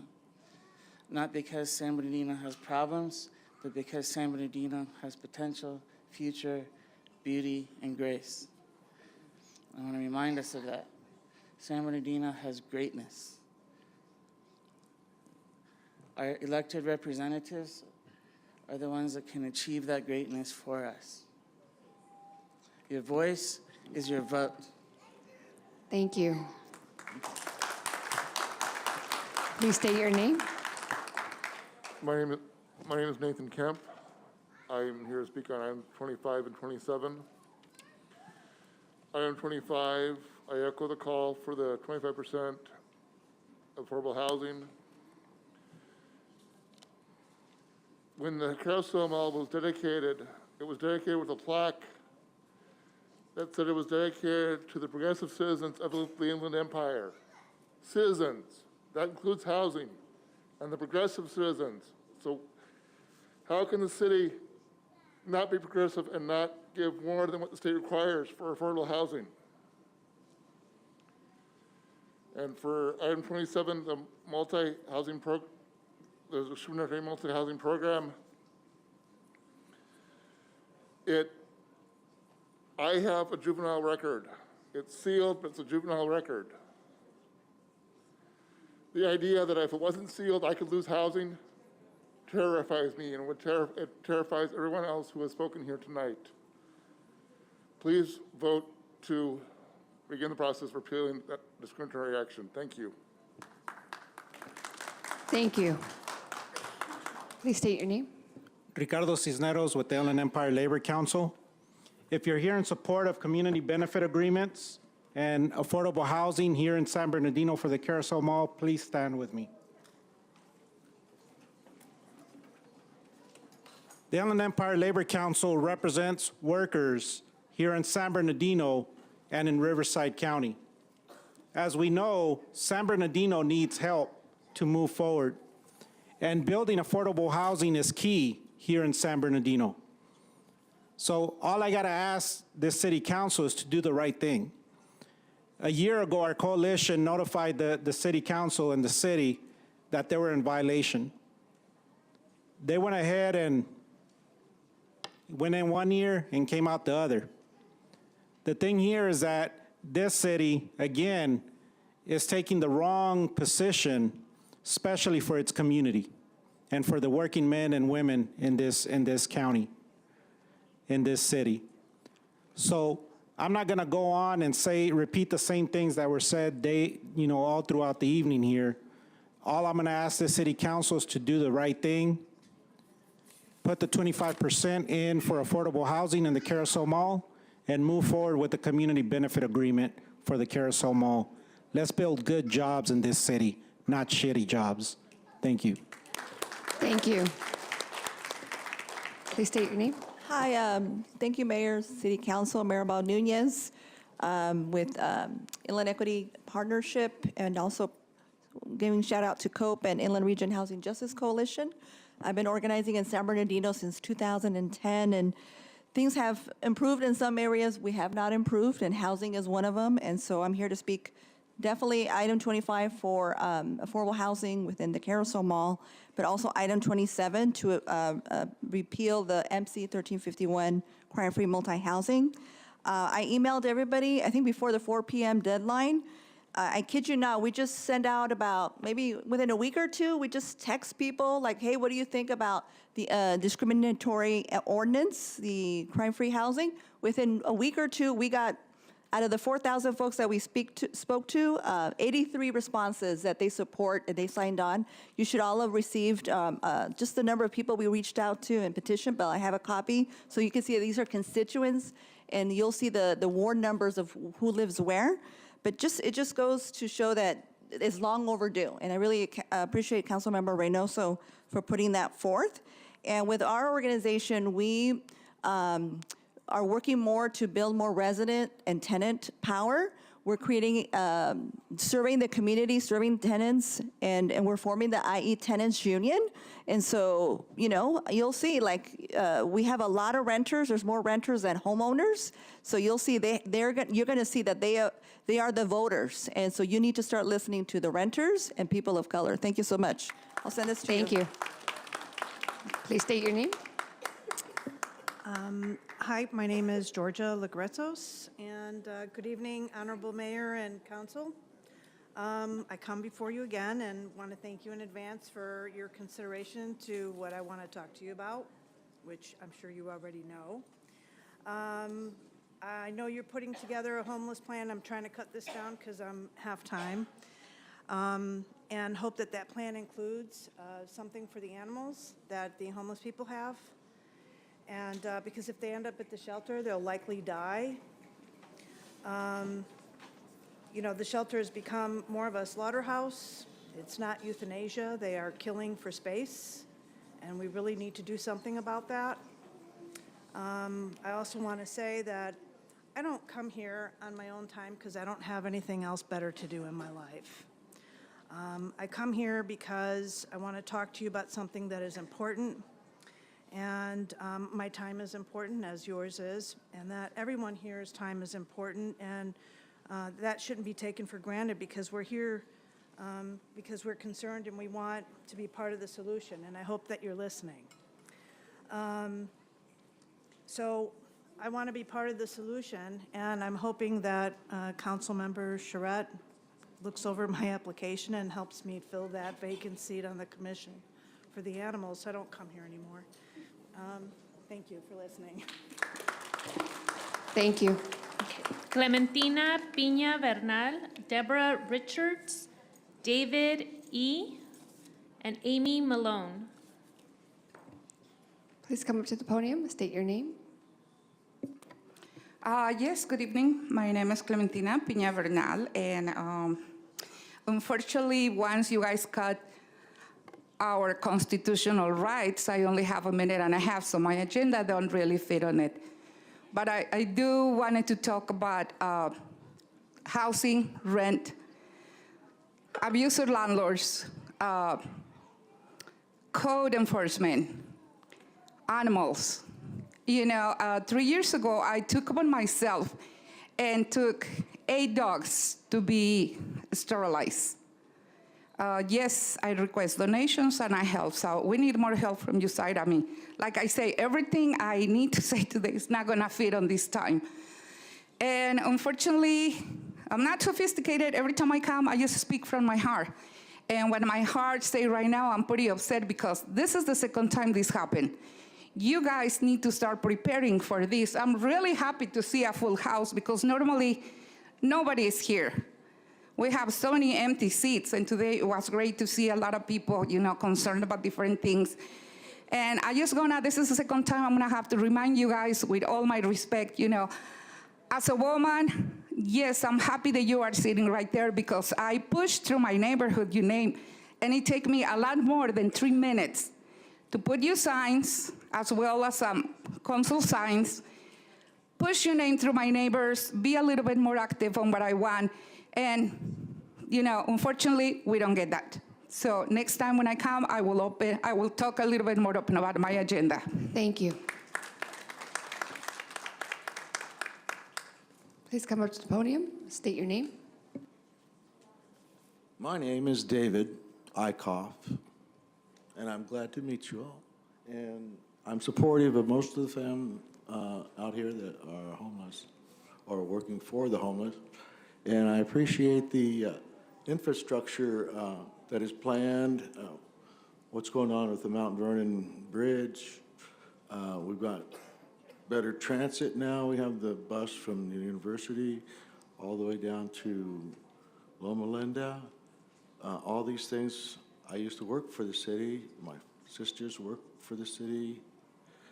I knew Rachel and Shauna and all the guys in street department, but I served in land surveying, and it takes a lot of money to build some of these infrastructures, and I can't overemphasize how much I would like to hope the city can accomplish some of those very expensive, long-drawn, planned expenditures on infrastructure. Save the streets if we can. I don't see anything wrong about grinding. A little dust, I think you can get over in a few days. But just to cover the streets is not really your best option in the long run. I know we're just trying to get some people together and some funds. But please, I thank you for the invitation to visit here. And I think most people could contact all of you. I don't see any problems. Thank you. Please state your name. Good evening. My name is Amy Malone, and I am a business owner and a recent resident of San Bernardino. I am very intentional about waiting to come and speak before you. I wanted to acclimate myself to the city, learn a little about the culture, and get to know some of my neighbors. I am in Ward 4. I live off of the Del Rosa corridor going north, and it has been a pleasure to meet a lot of the residents. The residents of this city have pride in the city unlike anything I've ever seen. They love it whether it is being taken care of or it's not. I have seen and had conversations with people who talked to me about what the city used to be when they were growing up. So for me, as a resident here, when I drive down Del Rosa in that corridor and I see empty buildings, and I have a business in Los Angeles that I want to move to San Bernardino, but there needs to be some incentive to move here. I love the area. I love my little space, but I would like to see Del Rosa and, Highland. It's like a war zone. There are empty buildings. There's graffiti everywhere. There are unhoused people, and there just needs to be some attention to the area. So as we're talking about revitalizing downtown, please think about revitalizing the residential areas in the Fourth Ward. Thank you. We'll move on to the speakers on Zoom.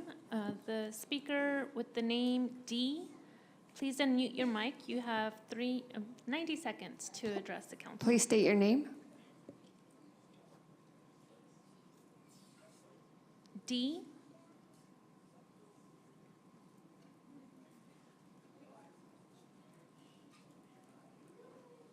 Okay, moving on to the next speaker, Jennifer Tilton. Please unmute your mic. You have 90 seconds to address the council.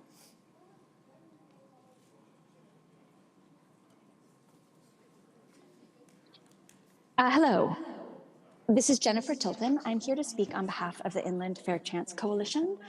I'm asking you to vote yes to start to remove the discriminatory housing ordinance, MC 1351. We're a coalition of formerly incarcerated people and advocates and folks who work to take down barriers for people with criminal records to rebuild their lives. And really getting housing is one of the most central barriers.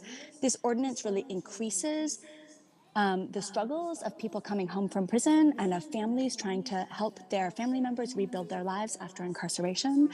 April's Second Chance Month, so we really urge you this month to keep the commitment of the city and the county towards rebuilding opportunities for returning citizens to rebuild their lives and get back to work. And really an important step is for you to start to remove the discriminatory housing ordinances that disproportionately impact particularly people of color and people who have suffered enough under the criminal justice system as it is. So thank you for voting yes. Thank you. The next speaker, Lisa, you have 90 seconds to address the council. Lisa?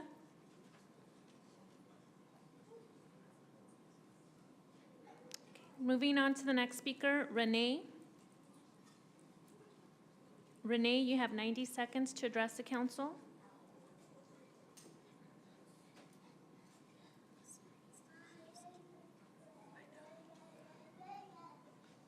Okay, moving on to the next speaker, Steve Vonna.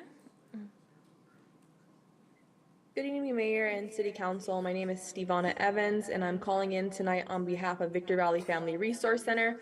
I just want to echo what you guys have heard by multiple residents here tonight on voting yes to repeal or to start the process to open for discussion the crime-free housing ordinance. We found here in the high desert that this ordinance, which parallels yours, is very discriminatory, right? And when it comes to our organization here at Victor Valley Family Resource Center, we were the first organization in the nation to sue a city for having this discriminatory housing ordinance. What they did is they targeted our organization. We had 5 houses. They began to cite us for for housing our clients. They were targeting our clients as they were coming home from work. And so it just became a huge hassle. And so we were the first to successfully sue a city. And following that, the Department of Justice and HUD came in and just settled with the city in December to ensure that they can continue to work to not be discriminatory when it comes to their housing practices. And so we are happy to say that we were able to not only get that ordinance taken off the books in Hesperia, but also the city of Adelanto, Victorville, and Apple Valley. So all 4 cities in the high desert have now removed that ordinance. And so we're just asking that you guys follow suit. Let's make sure that we're getting ahead of the state's ordinance, which is set to come down hopefully at the end of this month. Let's get ahead of that and let's be at the forefront of this movement as opposed to behind it. So thank you guys for your time, and I hope that you guys vote yes to bring this item back for discussion. Thank you. Thank you. Lisa, can you please address the council? You have 90 seconds. Oh, I'm sorry. I didn't have a question. I'm so sorry. Okay.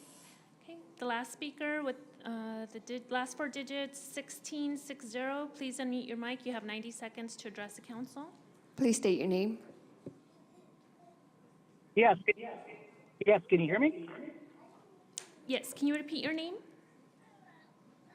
Yes. My name is Kankei Shamin.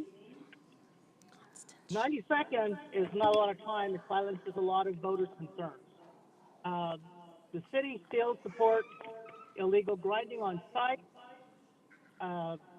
Item number 6, we don't need to rewrite the city charter. The city charter prevented John Valdivia from creating more chaos than he did.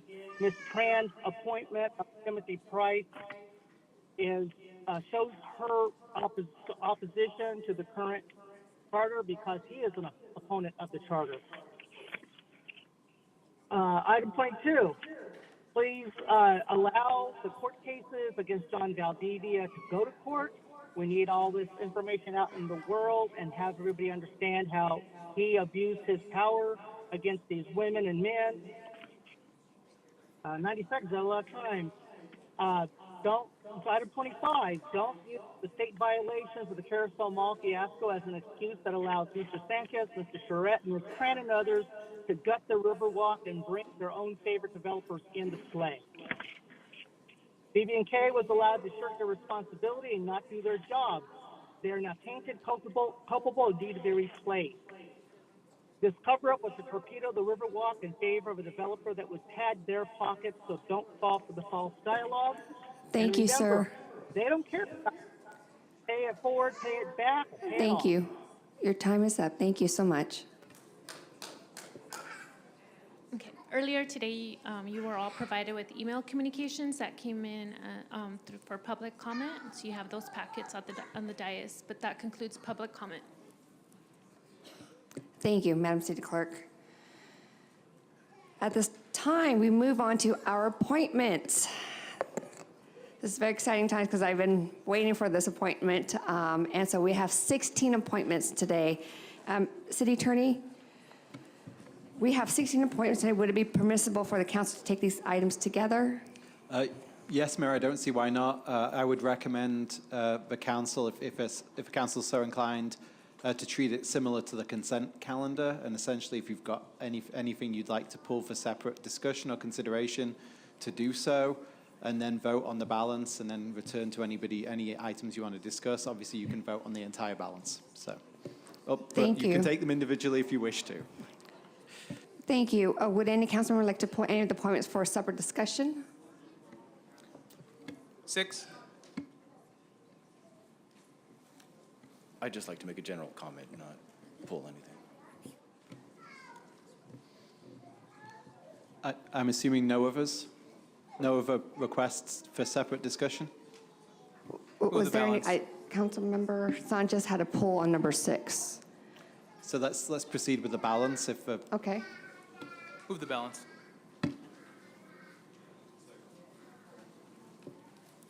And then discussion. If I may, is this the appropriate time to make a comment? Or? Okay. Yes. Thank you.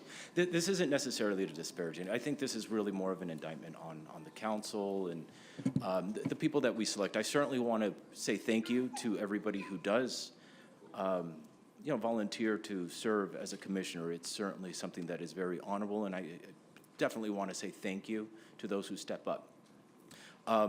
But I want to reiterate a comment that I believe, Councilmember Charette, please forgive me or correct me if I'm wrong in this. You might have made this comment in the past, in that that we should start looking at certain criteria to fill certain positions on some of these commissions. I understand it's difficult, but there should be some level of. And I understand we're all guilty of it. I know I've done it as well because I've asked so many people to please fill these positions. But we need to start holding ourselves to a higher standard in that, we need to start looking at volunteer work, experience, education. When I look at some of the applications, the information that is provided has nothing to even do with the commission positions that are being appointed to. And so I just wanted to reinforce, or hopefully at some point, we start narrowing down the criteria as far as commission appointments, because I think it's certainly important to do that. So that was all. Thank you. Thank you, Councilmember. After Councilmember Charette, then I would like to make some well, just a real quick comment, and I did make that comment, and I appreciate that, and I do understand this is a volunteer position. We need people to fill those positions, but they really should not be political appointees particularly. They should be experienced. They have some level of experience within that particular field. Or expertise, as my colleague has said. So I agree with that. I'll be supporting these 15 or 16 that are on here. But I do think that we, as a council, should really be working hard to find people that have some level of experience for the commission that they're going to be sitting on. So I appreciate that, and I agree with that. Thank you, council members, for your comments. I'd like to share that had I not been very thought-driven to, for this process, these appointments would have been done back in February. But because we did go through a comprehensive interview, application review, met with the applicants who want to, or the volunteers or the residents who really want to be part of this process, part of the city's process, be involved, it was really thorough. I just want to share that with you. And, these volunteers are throughout the city, very diverse. I'm very, very proud to appoint these 16 appointees, all ages, all backgrounds. I'm very, very proud to really be able to bring diverse backgrounds, diverse minds, experience, to be part of this process because our city is ready to launch. And so I really want to commend those who have submitted their application, went through the interviews with me, and be committed. because that was the question. Are you committed? Are you willing to be involved? Are you willing to have healthy dialogues in those meetings so that way we could really propel our city forward effectively? And that was really, truly what I saw in these individuals who were willing to step up to the plate and take their time in a volunteer way, so not paid. So thank you, and I thank you, council, for being supportive to move these appointments. And I know there's a balance to move the 15 and 16, and for Councilmember Sanchez to make some statements. I think it'd be probably. So let's go ahead and approve. Take the vote. The 15? Yeah. And as a reminder, under the city charter, the mayor has a vote on this item, and it does require 5 affirmative votes. Thank you. Councilmember Sanchez? Yes. Councilmember Figueroa? Mayor Pro Tem? Councilmember Reynoso?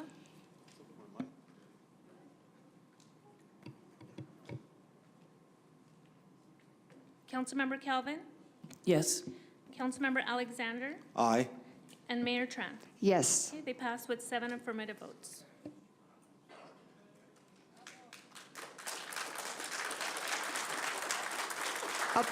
Don't leave, by the way, because after we have this one discussion, then I want to have everyone come up, please.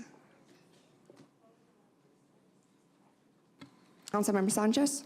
Yes, so the reason I pulled item 6 is that it's the appointment for the charter review appointment of Timothy Prince. So I personally know Timothy Prince. He's a decent man. He's very vocal in city politics. But he literally wrote the opposition to the current charter. He believes in a strong mayor form of government. That's something that I do not. I believe that charter is what drove the city from a 1977 All-American city to the bankruptcy only a couple decades later. And so I have concerns with that, and I had assumed, because of the mayor's widespread support, that she was in favor of this city charter. But if she thoroughly looked at this, then she must not believe that this charter is the right way forward. So now I'm in a little bit of that predicament of, I know this to be a decent man, and I believe that there should be healthy dialogue in a committee review of the charter. But I'm not sure that's what Timothy Prince wants to do. He wants to repeal this charter, and that's not what this committee is tasked to do. So now I'm left in a little bit of a predicament, and I even to this moment, I don't know how I'm going to vote on this. But I wanted to make clear why my hesitation to vote for Timothy Prince, and make that clear, and maybe offer an opportunity to the mayor to explain her decision to nominate Timothy Prince for this position. So when I meet with applicants who would like to volunteer on committees, I do ask what are their interests, and there was interest to be part of the charter. So we make sure we match folks as best as we can to fill these committees, and that was the decision that was made because his interest in the charter committee. You are familiar with his position on the charter, the current charter?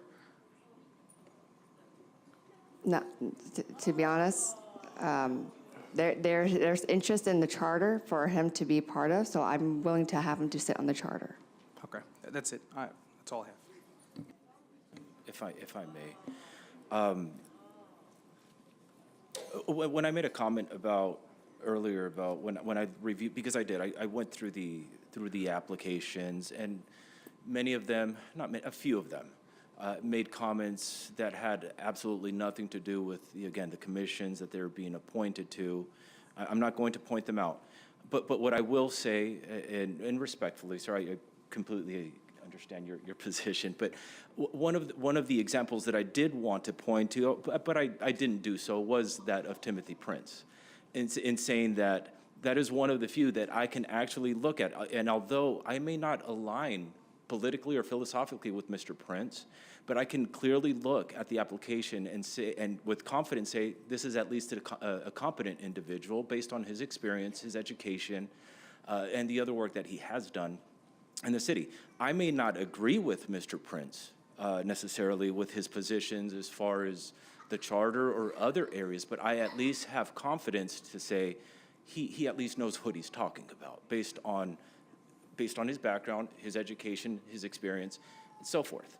I won't point out the other ones that that I didn't necessarily agree on those points. But he was actually one of the examples that I could clearly look at and say, look, I don't agree with him, but at least I have confidence that he's competent enough to be able to have, good conversation or good input into the process as well, even though I may not agree with him. Thank you. Any other comments? Is there a motion? Councilmember Figueroa convinced me. I'll make the. I move. Okay, thank you, Councilmember Alexander. Second by Councilmember Sanchez. Can we call for the vote? Councilmember Sanchez, Yes. Councilmember Figueroa, Yes. Mayor Pro Tem. Yes. Councilmember Reynoso, Yes. Councilmember Calvin, Yes. Councilmember Alexander, Aye. and Mayor Tran. Yes. Okay, motion passes. Thank you, everyone. You're all appointed, but Madam City Clerk, what is the next steps? They're going to swear them. If the committee members and commissioners could come up so that I Can can you all come up, administer the oath please? of office.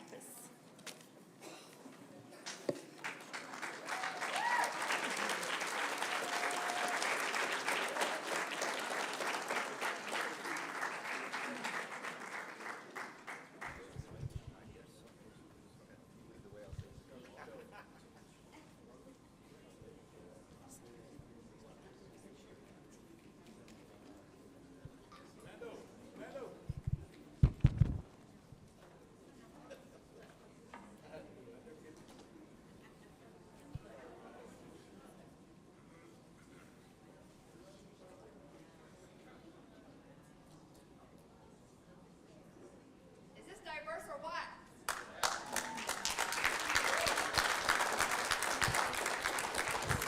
Thank you, everyone. If you could please raise your right hand and state your name. Thank you.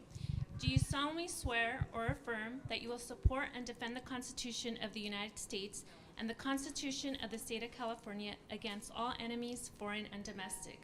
That you will bear true faith and allegiance to the Constitution of the United States and the Constitution of the State of California? That you take this obligation freely without any mental reservation or purpose of evasion, and that you will well and faithfully discharge the duties to which you are about to enter. Congratulations.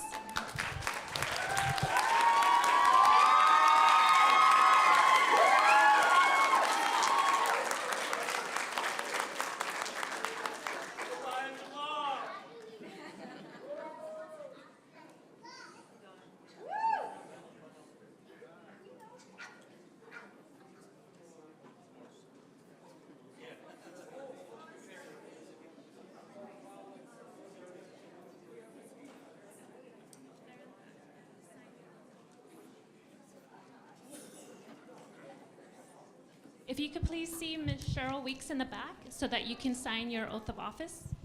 Wait, before you leave. I just want to say thank you on behalf of the Mayor and City Council. Thank you for stepping up to volunteer and be part of the process to really move our city forward, launch our city, because its time is now. We got to address the homelessness, we got to address the housing crisis, we got to address the infrastructure, a lot of things, a lot of work, all hands on deck. We're going to get it done. Thank you.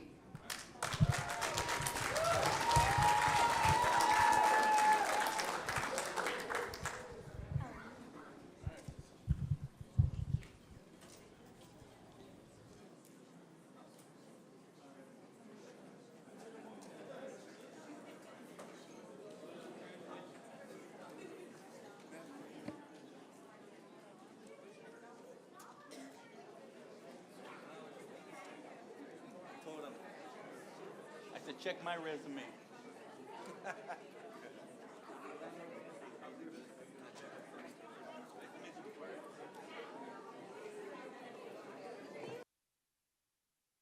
Can we take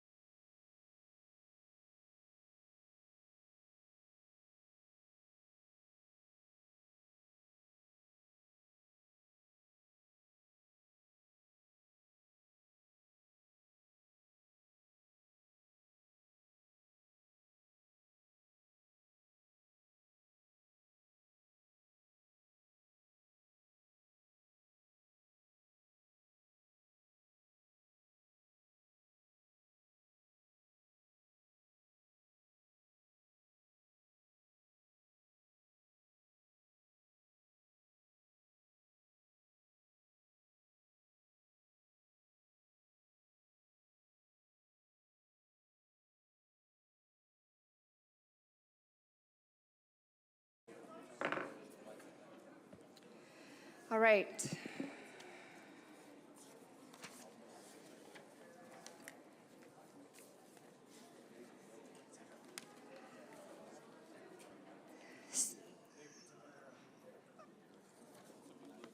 I'd like to go, for the city manager report and mayor and council update, can we move that to the end? Yes? Announcement and city manager's update. Okay, we're going to go straight to the consent calendar. Move approval. Second. City manager report.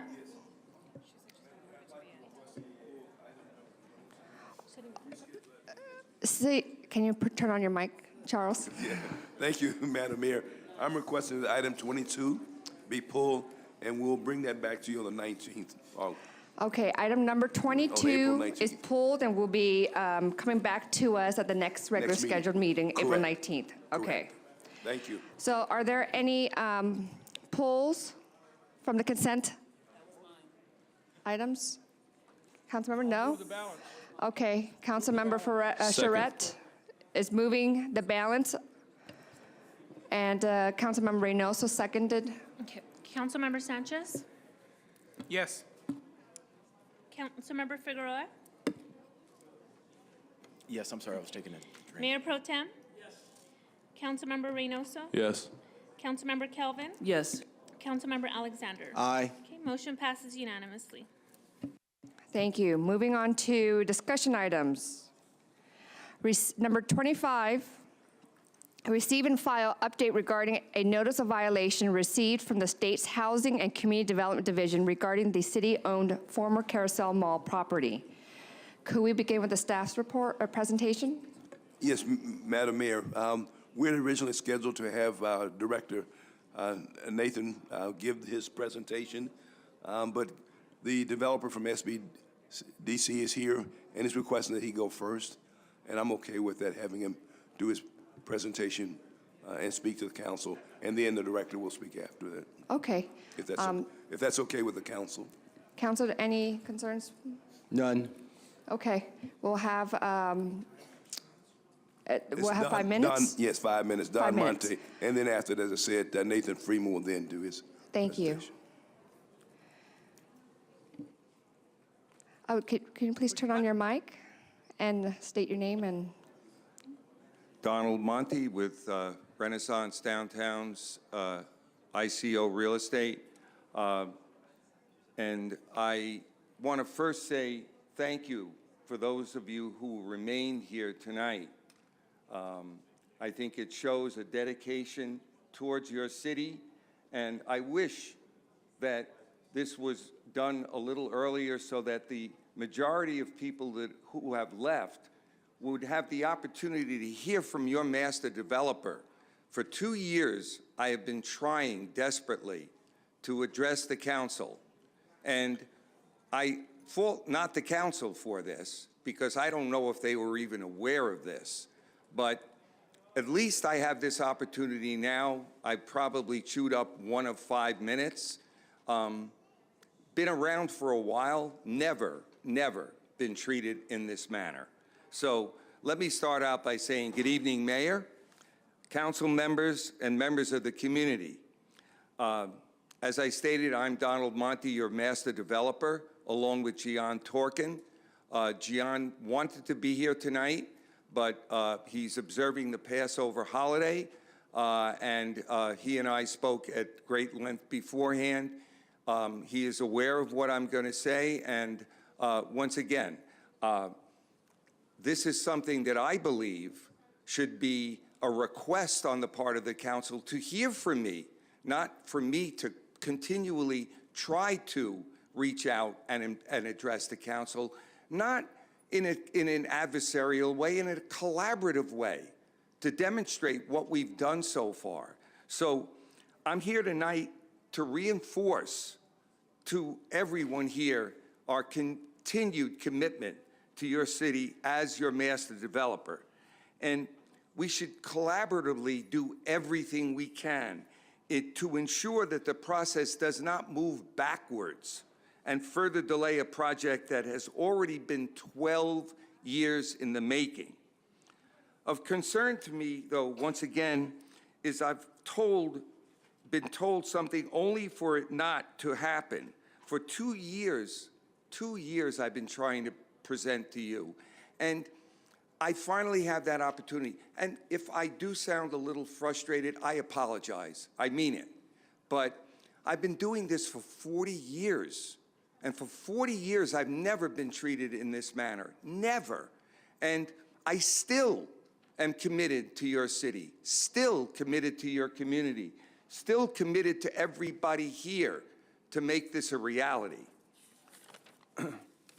The community deserves better, and we truly believe there's a constructive path forward. That being said, there are numerous issues surrounding this development opportunity that must be addressed in a timely manner. What appears to be the most pressing of issues is the HCD's rescission of the SLA approval until such time as specific concerns are addressed. Now, our ENA is pretty clear. It says that if there is a hiccup in the SLA process, that our agreement should be tolled. That's TOLLED, meaning put on hold until this gets resolved. The first that we learned of this was in December of 22.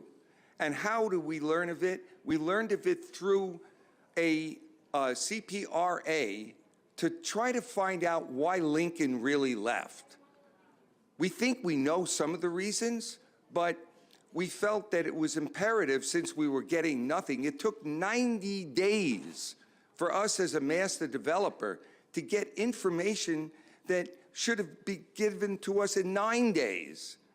And what we saw was back and forth correspondence between the city attorney and a group called Power Shift that represented the coalition. We should have been made aware of this from the beginning, and we weren't. But where is my real deep concern? My concern is that the council may choose to restart the overall process. There's no need to do that. There are solutions today that can be worked out. I am in touch with several developers that are also affordable housing developers. And I might also add that when the original SLA process was put out— Could you please extend, City Clerk, could you please extend the master to Don Montes? And just don't put any time. Thank you, Councilman. And let me get my thoughts composed because I was about to turn around and say, you know, the night is over. But there are solutions to this problem. We wanted to provide a response to the NOA, Notice of Application, or whatever the SLA process puts out. And we were discouraged from doing so, not by the council, but by certain people that are not with the city anymore. And what that would have done if we would have responded is solve all of this. We are committed to provide affordable housing. We're committed to help solve the homeless problem. We are committed to creating jobs for this city. Committed, committed, committed. And we are not going away.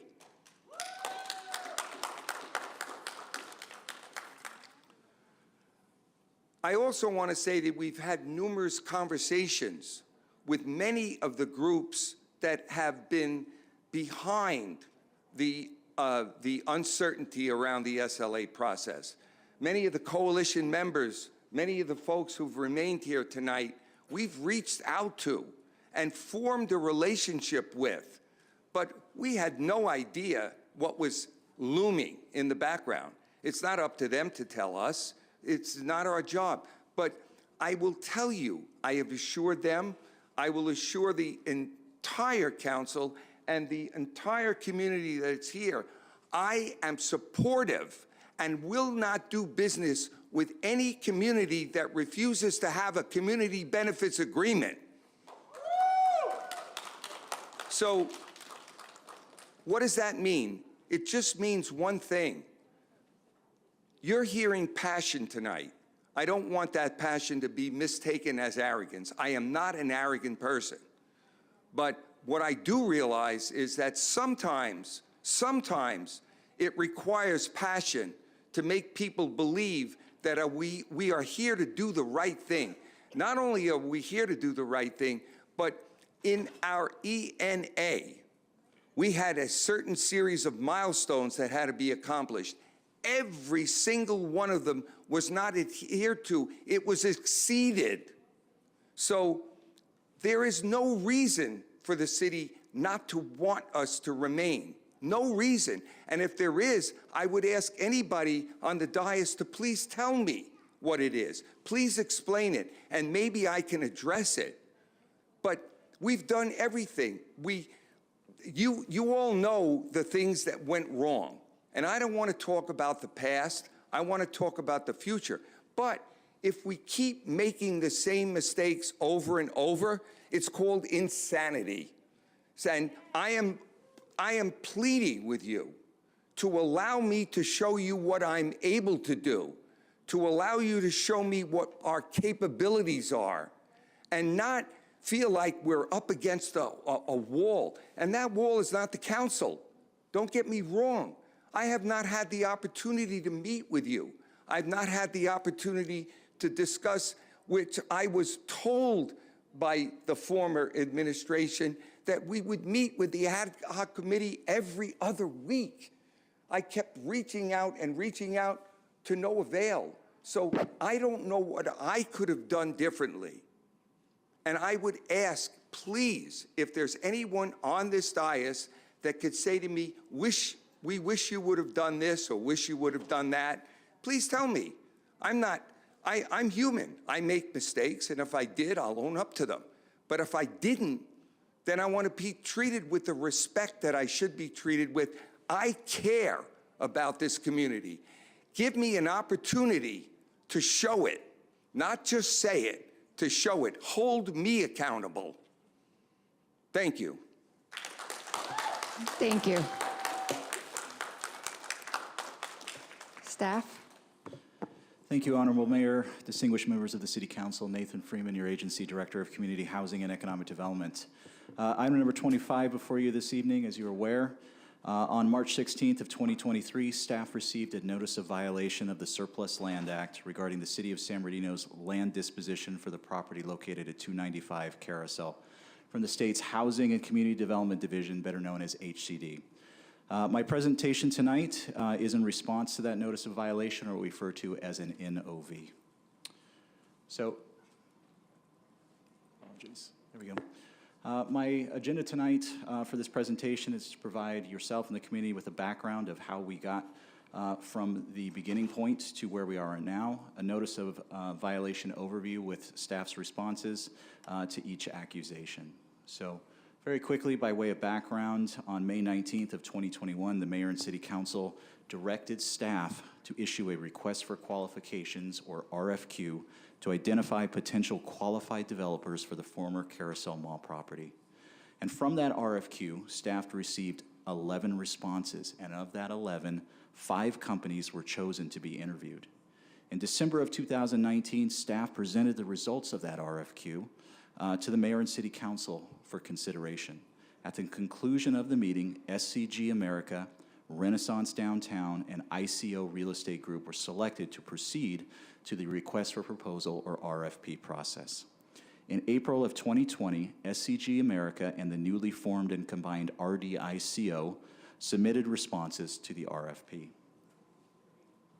In October of 2020, the staff conducted with the Mayor and City Council a workshop on the status of the Carousel Mall, along with several alternatives for the development of the site. In January of 2021, staff conducted a follow-up workshop with the Mayor and City Council, which allowed all of the finalists to present their development concepts. And in March of 2021, staff re-presented the results of the RFP, and the Mayor and City Council selected RDICO as the preferred development team.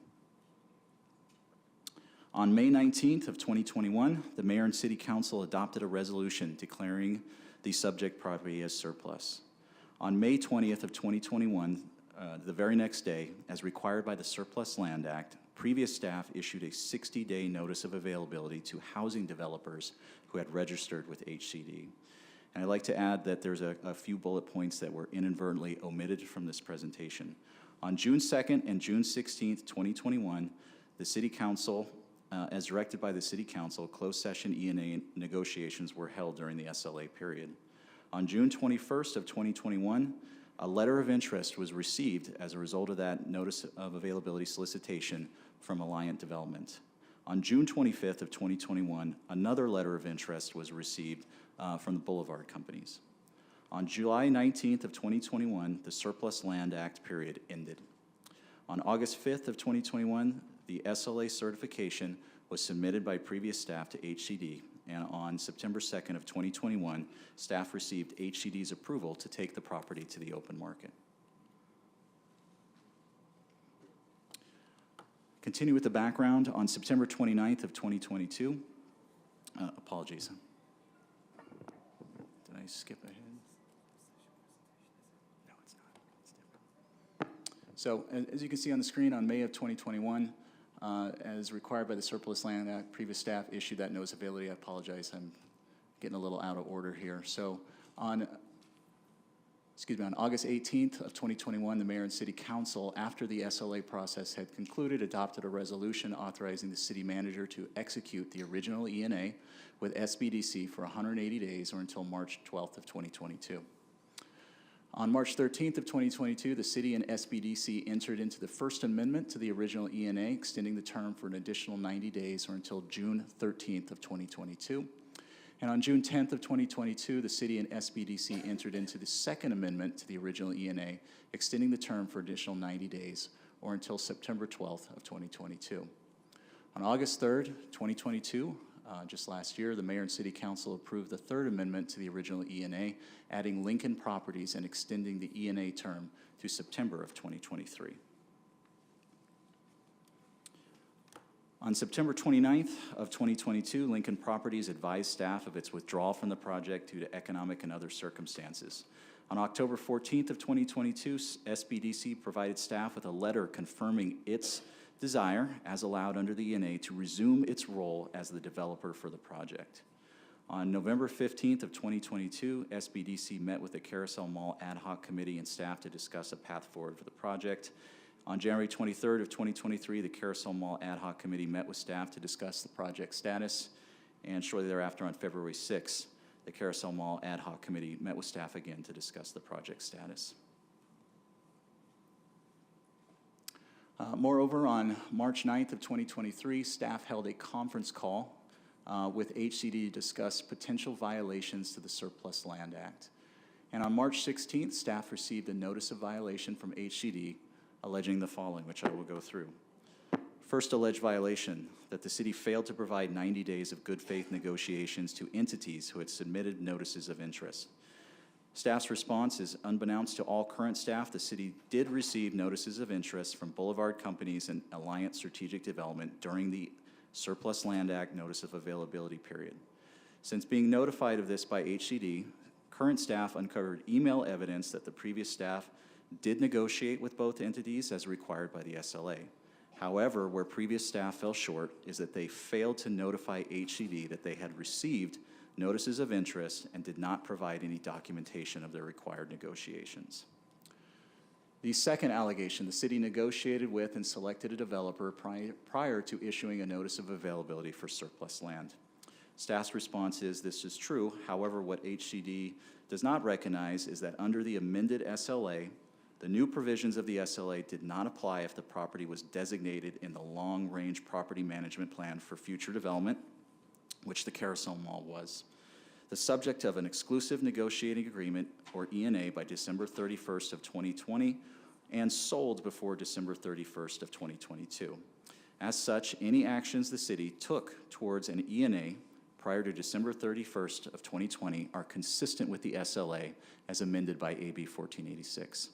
The issuance of the request for proposals in February of 2020 and the acceptance of proposals prior to December 31st of 2020 were all in furtherance of entering into an E&A prior to December 31st of 2020 as authorized by the SLA. As mentioned, where the city could have some vulnerability on this issue, following the issuance of the notice of availability on May 20th of 2021, the city listed on the June 2nd, 2021 and June 16th, 2021 closed session agenda negotiations with SBDC. HCD has done their homework and have concluded that the city was negotiating with RDICO during the notice of availability period. The third allegation, the city failed to give priority to affordable housing. Staff's response is, this is not true. The city did, which can be verified by emails from Boulevard Companies and Alliance Strategic Development, which were included in your agenda packet, negotiated with the 2 affordable housing developers that submitted notices of interest.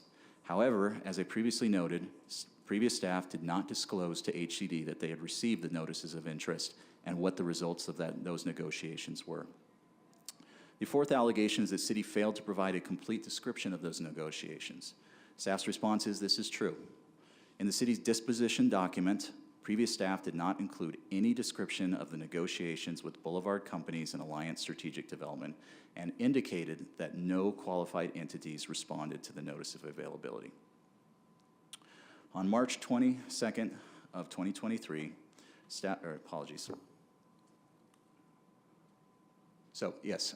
On March 2nd of 2023, staff met with the Carousel Mall ad hoc committee to review this notice of violation and discuss potential paths forward.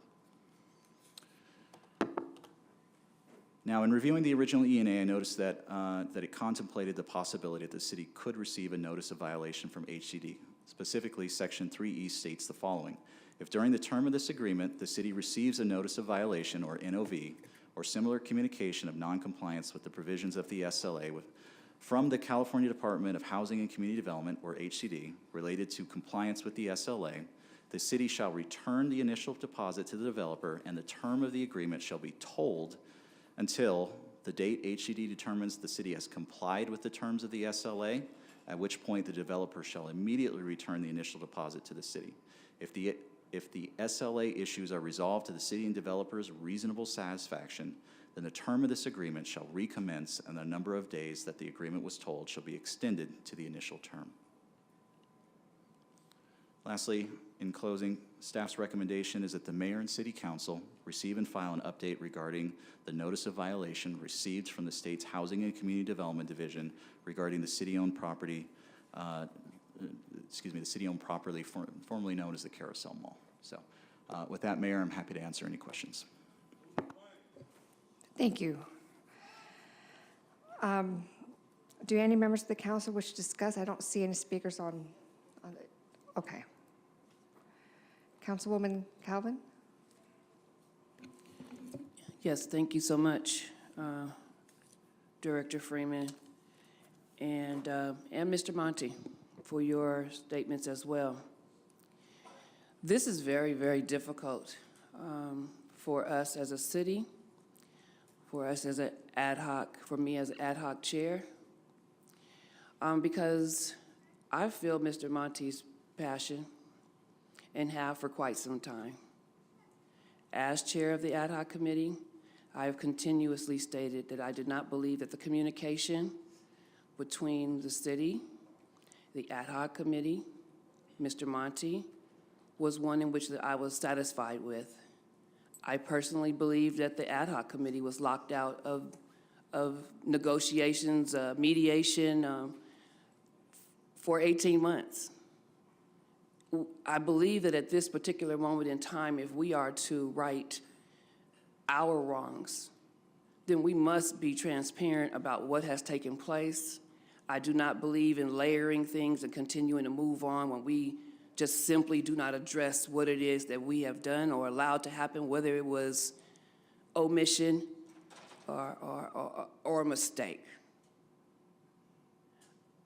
We in the city of San Bernardino just seem to have this ability to continue to create errors that last for decades in this city.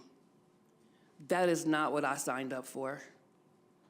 I did not walk as many steps, ask the people of this community to support my campaign in order to get to this dais, and then fail them by not being able to be accountable for what it is that the city has done.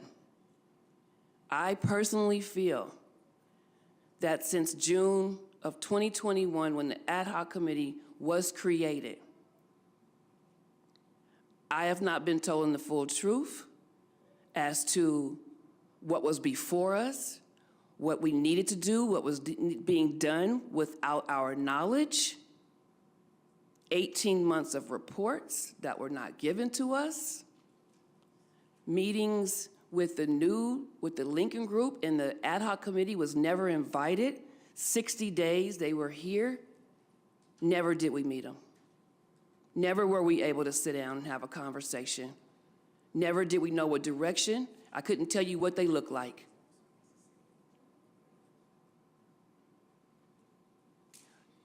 Mr. Monty just said that in December of 2022, that he was able to pull a CPRA report. Where is that?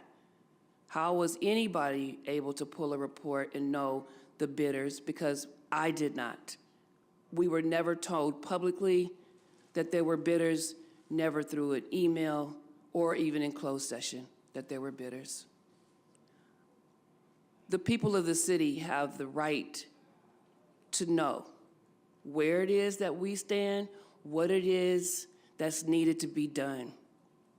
If there's whatever possible ways there are for us to create, to get back on track so that this project is not derailed by our own volition, so that this project, we can all look at it for face value as to whether this project works for us, whether it doesn't, due to the fact that we have not, as ad hoc committee, been given the information necessary to make educated decisions.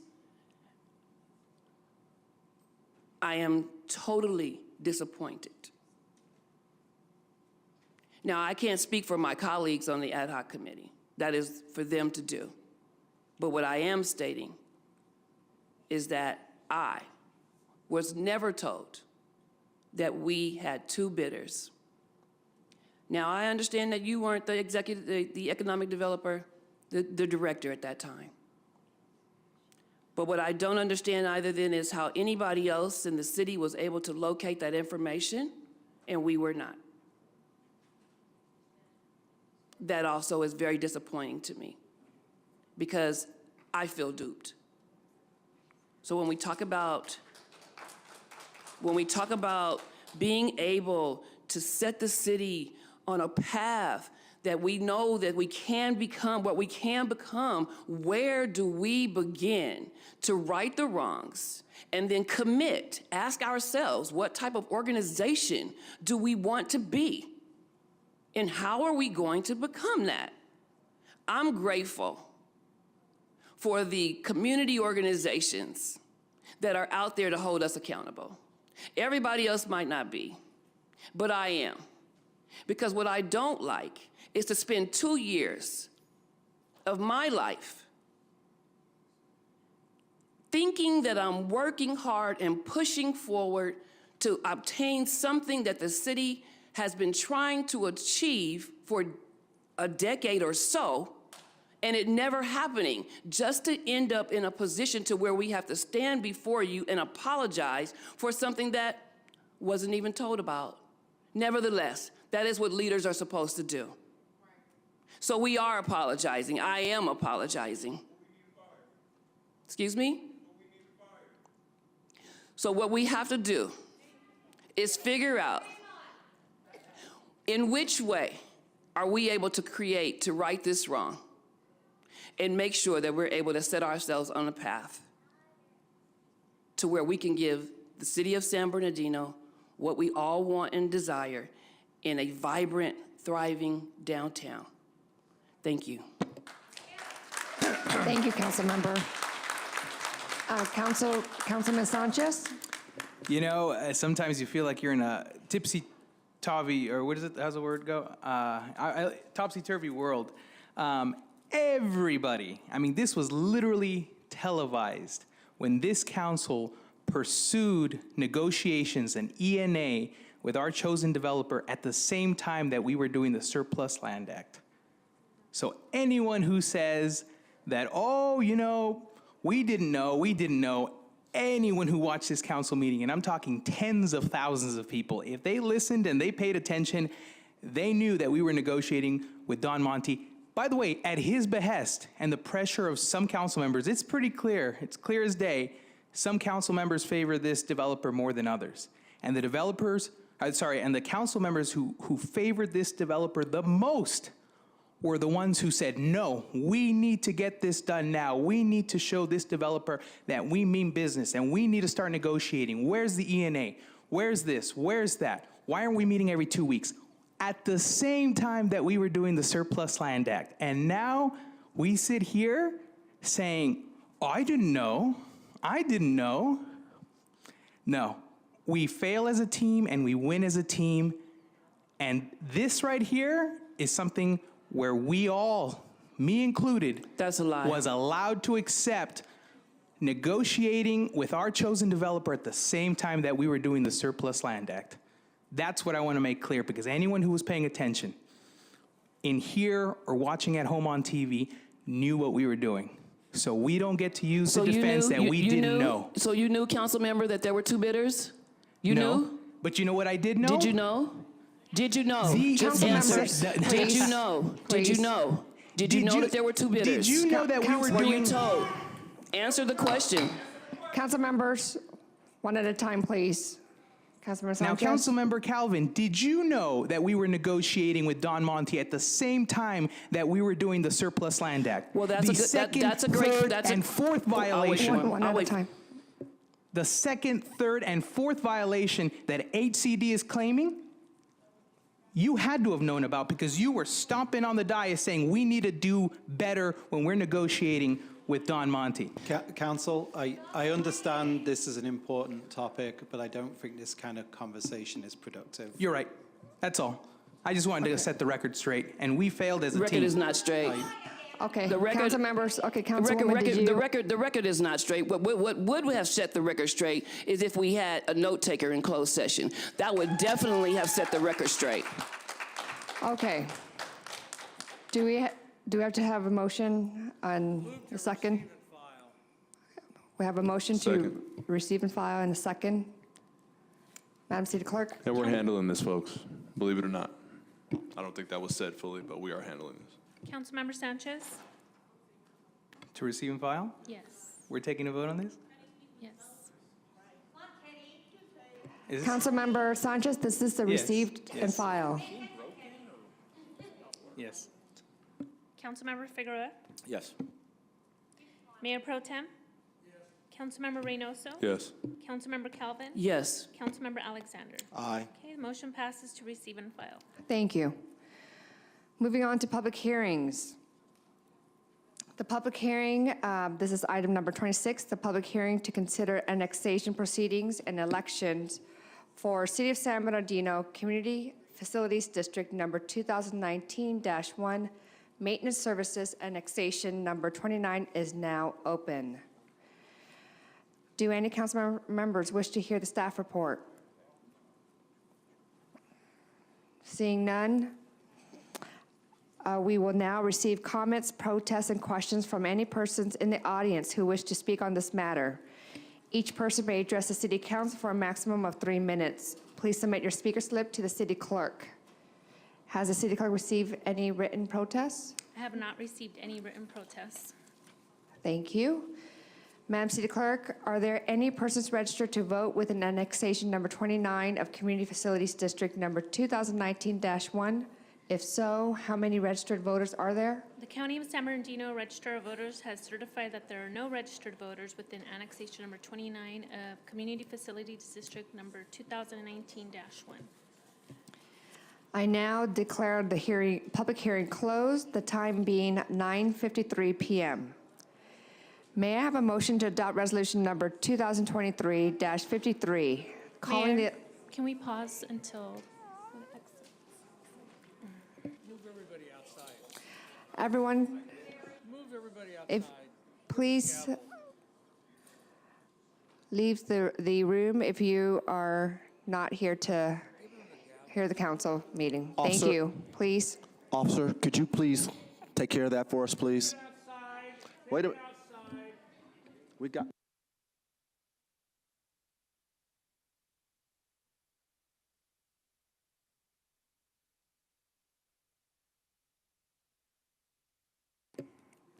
Okay. May I have a motion to adopt resolution number 2023-53, calling the election for next station number 23? Second. I have a motion and a second.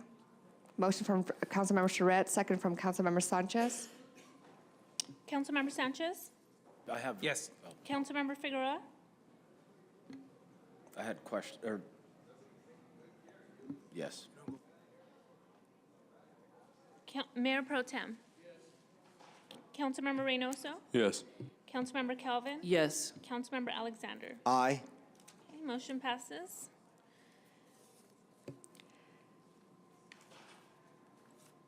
May I have a motion to adopt resolution number 2023?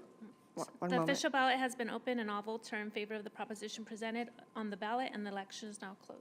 Thank you. May I have a motion to adopt resolution number 2023? Oh, there's a question? Councilmember Figueroa? Oh, I'm you have a sorry. question? Councilmember? But I don't know if it's showing up or how it works or whose screen it shows up on, or I don't know, because it seems like we're just, I don't know. Anyways. I don't know if this is the appropriate time. I understand CFDs and how, it's simply to impose special assessments on developments. But I'm going to take this opportunity and perhaps what I'm going to ask is maybe if there's something that can be brought back to the council as far as a policy. Seeing that these types of things are happening more and more often, what ends up happening, a lot of these projects, what they're doing is they're absorbing adjacent properties. And what happens many times is what's left behind are abandoned buildings, vacant buildings. There's illegal dumping that's going on some of these properties. I understand that this is probably not the appropriate time to make this request, but what I'm hoping for staff is to bring back some type of policy, given that the council is the policy-making body, that we can put conditions on when things like this happen, that there's some time period, whatever it may be, whether it's 60 days, 90 days, that if there's some type of an abandoned building on the part that's being annexed or absorbed or whatever language is being used, that building, in order to prevent fires taking place or other things that are happening, for it to be demolished within a time period. Furthermore, there's this one specifically too. This is a high area for illegal dumping. I would also propose that after the demolition, that there should be some type of fencing to prevent some of that activity as well. So, again, I don't know if this is the appropriate time to make these requests, but it seems like this is happening more and more often. I think it's worth exploring some type of policy. I don't know if it would fall under CED or which department it would fall under during the planning, or, I don't know when that would actually take place. But this is happening more and more often with these types of projects. There needs to be something in place to, first is the prevention of these buildings just going up in flames, and the other one is just the illegal dumping as well that's taking place. So that's all I wanted to say. I don't want to. Again, please correct me if I'm wrong, or provide some input so that I can be a better policymaker with this. Thank you, Councilmember Figueroa. If staff doesn't mind, I'll take that. I think the appropriate location for this discussion would be in items to be discussed for a future meeting at the end of the agenda. I think it's some great ideas, and I'd be happy to meet with you, Councilmember, to discuss formulating that for presentation at the next council meeting at the end of the agenda with those other items, if that's okay. Wonderful. Thank you. And Councilmember Figueroa, my apologies for not recognizing you. It's not showing up on the speaker. So Madam City Clerk, if there are any council members who want to speak, just let me know, because it's not coming up on my screen if they're requesting to speak. Some of the council members are not showing connected to the meeting, so that's why they're unable to speak. I'm only showing Councilmember Charette connected to the regular meeting. And I appreciate it. I understand that the public hearings are a little tricky as far as when it's our opportunity to speak up, so I didn't know when to make a No worries. hand gesture. So thank you. I appreciate that. No worries. Okay. So may I have a motion to adopt? I'm sorry. Madam City Clerk? never. Charles, did you want to say something? Okay. At the end, after I go through this motion stuff? Okay, thank you. Okay, may I have a motion to adopt resolution number 2023-54, declaring the election results for annexation number 29? Have a motion by Councilmember Charette, seconded by Councilmember Sanchez. Councilmember Sanchez? Yes. Councilmember Figueroa? Yes. Mayor Pro Tem? Yes. Councilmember Reynoso? Yes. Councilmember Calvin? Yes. Councilmember Alexander? Aye. Motion passes unanimously. Thank you. I would now ask for a motion to waive further reading and introduce by title only ordinance number MC 1616. Madam City Clerk, please read the title of the ordinance into the record. We need a motion first. Oh, I skipped. So moved. Second. There's a motion by Councilmember Alexander, seconded by Councilmember Reynoso. Okay, ordinance number MC 1616 of the Mayor and City Council of the City of San Bernardino, California, amending ordinance number MC 1522 and levying special taxes to be collected during fiscal year 23-24 to pay the annual cost of the maintenance and servicing of landscaping, lighting, water quality improvements, graffiti, streets, street sweepings, park and trail maintenance, a reserve fund for capital replacement, and an administrative expenses with respect to the City of San Bernardino Community Facilities District number 2019-1 maintenance services. Thank you. Madam City Clerk, did you already take the votes for the motion and the second? No, that No. follows. I'm sorry? That follows now. Okay. It's next. Madam City Clerk, can you Councilmember please take the Sanchez? roll? Yes. Councilmember Figueroa? Yes, every time. Sorry. Thank- Mayor Pro Tem? Yes. Councilmember Reynoso? Yes. Councilmember Calvin? Yes. Councilmember Alexander? Aye. Okay, motion passes unanimously. Thank you. And Mr. City Manager, did you have comments? At the end, just so you know. At the end? When you have your Okay. reports. Okay. Yeah. All right. All right, moving on to items to be considered for future meetings. Madam City Clerk, do you have any announcement for the record on the following item? Yes, the title on this item should be Consider a Repeal of MC 1351 Crime-Free Multi-Housing Ordinance. There was a typo and it said appeal, but it should be repeal. Thank you. So this item's number 27. Consider repeal of MC 1351 crime-free multi-housing ordinance. Councilmember Reynoso, can you please speak on your item? Yes, the goal here was to open a discussion around the crime-free multi-housing ordinance. I understand it went dormant during the pandemic. I believe if it hadn't, community advocates in other areas had brought it forward. DOJ is now paying attention to it, and it's something that we have to amend because as Stevana was actually a council member up there, and she encountered it the same way. But from the outside, they had to sue, and they won with ease. And so I don't want to be sued. And so, like many of my colleagues up here, so I think we have to have a discussion. So that's what this is about. So I'd like to make a motion to approve that. Second. Thank you, Councilmember. We have a motion and second. Councilmember Sanchez? Yeah, well, I'd like to say something about it. And this, again, Councilmember Reynoso, is to try to vet this and make sure we're not in legal jeopardy, right? And so if legal counsel in their fiduciary responsibility says, hey, this needs to change, and make these changes, we'll make those, right? Yeah, All right. it'll be in your wheelhouse. So I also expect it to come back soon, like 2 months soon type thing, you know? If we're exposed to litigation, man, it's not something to laugh about. I understand. I've already got folks looking at it. Thank you. There's been a court case, Councilmember Sanchez. Yes. That I don't know if I passed that along to you or not, but I think you did. I did? I think you did, So, yeah. Just for the rest of the council knows, there's been a U.S. District Court case about this particular issue. Am I right, City Attorney? It was a very well publicized case. I don't want to discuss this matter too much because it's just for bringing it back. Right. Against the City of Hesperia, I believe it was mentioned during public comment this evening. In that case, there were some rather ugly things said by the city. I don't believe our ordinance is identical to that, but nonetheless, yes, Councilmember Reynoso's point is well taken, and you're correct, Councilmember Alexander, there has been active litigation on these types of matters, but I don't want to get too much into it. Right. I just want to let my council members know this is not a state, this was a United States District Court case. And I know I passed it to some of you. If I didn't pass it to all of you, I will tomorrow. Yes. Yes. Any other comments? Councilmember Figueroa? Oh, no, just please send that my way as well, because so that I can have additional information. Because If you could send that I was to under all the of- impression that some projects, like grants or whatever, you're required to implement some of this, but I don't know. I mean, I don't have all the information, but, okay. Yes. The understanding is that ours is just much more stringent than even the ones in Hesperia that have lost cases.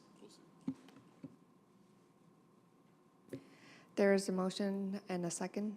Yes. Councilmember Sanchez, your vote was yes. Councilmember Figueroa, Mayor Pro Tem, Councilmember Reynoso. Yes.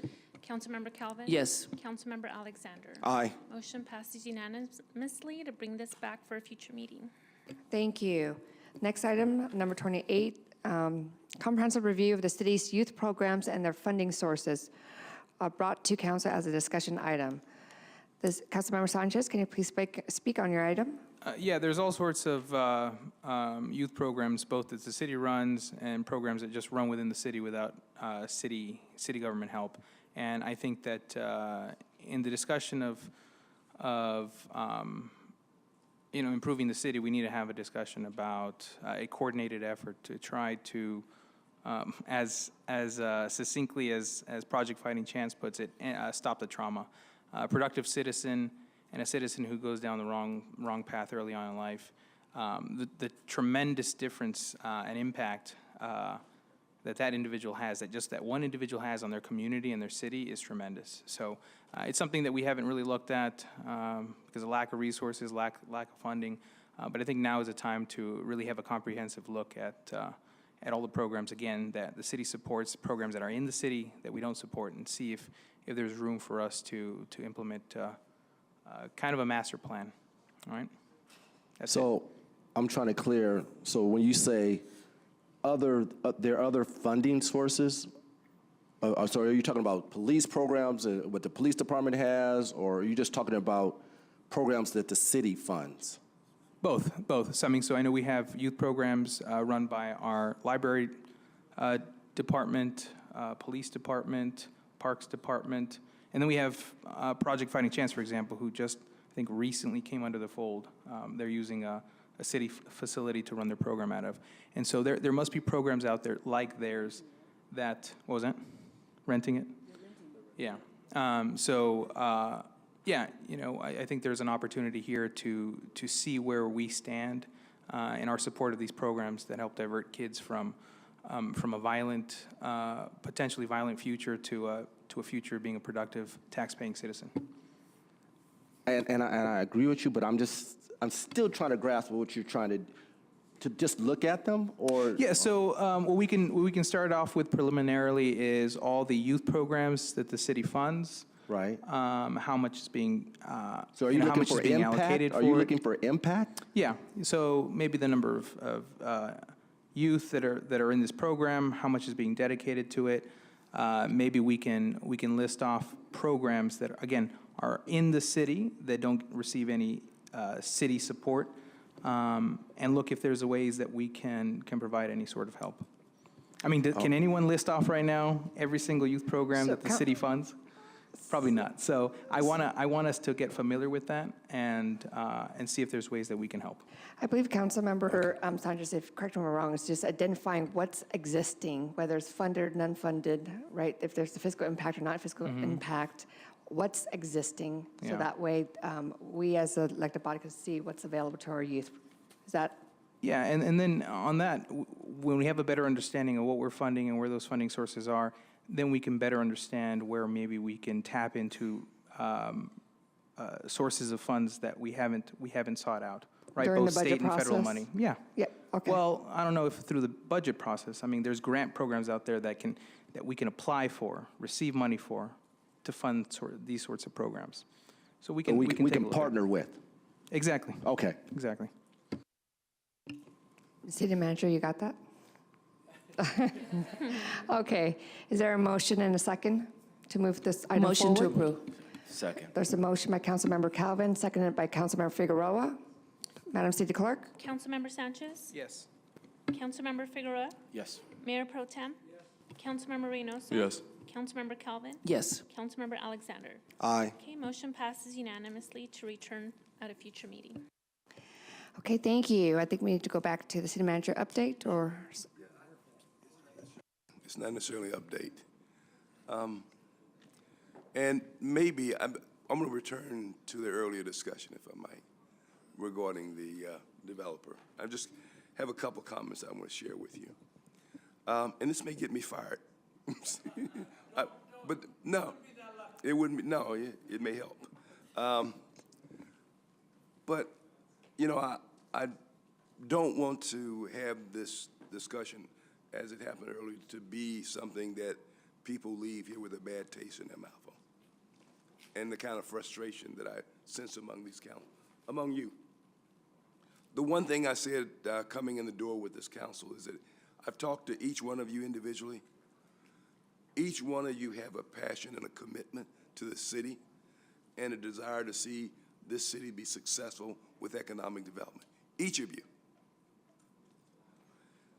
What, to me, as somebody who's done economic development, I mean, I'm not saying that to just simply say that, you know, I'm bragging, but, you know, I've done hotels, large hotels, I've done convention centers, I've done market rate housing, affordable housing, baseball teams, art programs, work with local businesses to provide incentives for existing business in cities to expand and develop. It's not complicated. But what it does require is a council that's willing to work together. You got to start there. And so what I'm saying to you is, clearly there were some mistakes made by staff. I acknowledge that. But I've said that to you in the meetings I've had with you. We need to engage the community. I agree with that. We need to enhance the staff capabilities that we have and we don't have to improve this. But we've got to make a commitment to each other to move this community forward. And it's doable. We have the resources to do this. The community, downtown, in our wards, we have plenty of opportunities to make these things happen. And I'm just saying to the council, let's leave here working together in a commitment to get this done together, rather than the criticisms and the other things that go along with it, because all of you want to pull together. Every ward deserves a commitment to enhance the businesses and the housing in the areas throughout the city. So let's get busy doing that. You have my commitment to do that. We can start, I mean, nothing in here that has happened, nothing in here can't be reversed. We can go back, and as I told one councilman last night, we can go back and correct these mistakes. You can do that. It doesn't take that long to correct them, but we need to get busy doing it.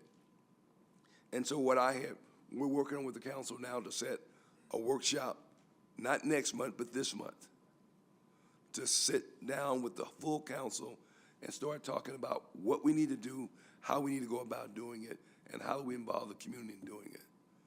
So all I'm saying is I'm here and I'm committed to helping, and the staff is committed to helping. So thank you.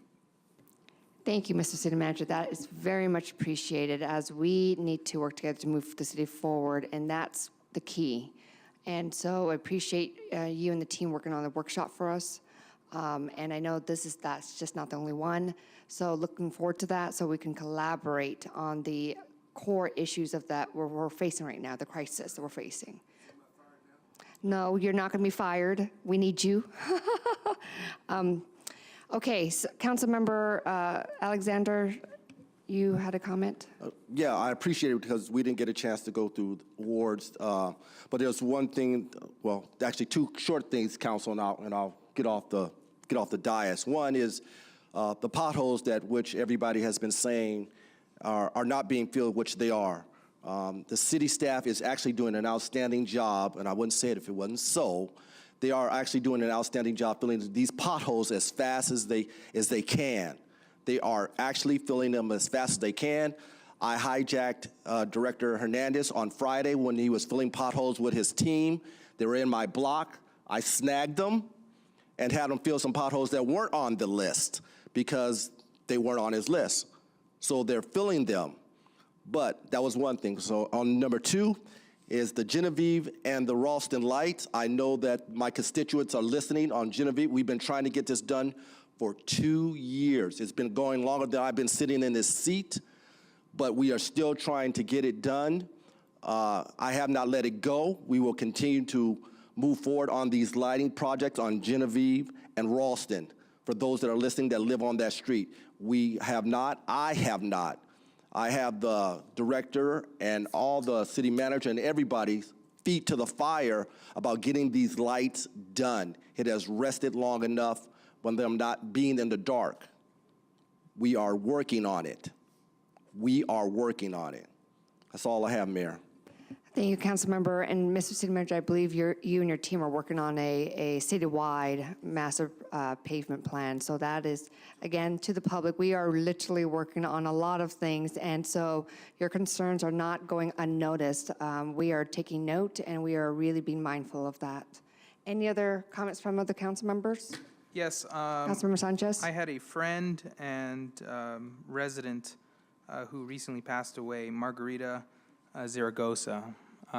She's a wonderful lady, and she's the type of person I think about when I mention that when you take titles away and positions and some of the big accomplishments that are real flashy in your life, and you're just a decent human being, you touch many people in a very positive way, and that's who she was. She was always very kind, but she spoke her mind. She was a longtime resident of the First Ward on the west side of town, and I miss her already. She's a special lady, and so if we can close this meeting in her memory, I'd appreciate it. Okay, thank you. Councilmember Figueroa? Thank you, Mayor. I simply wanted to do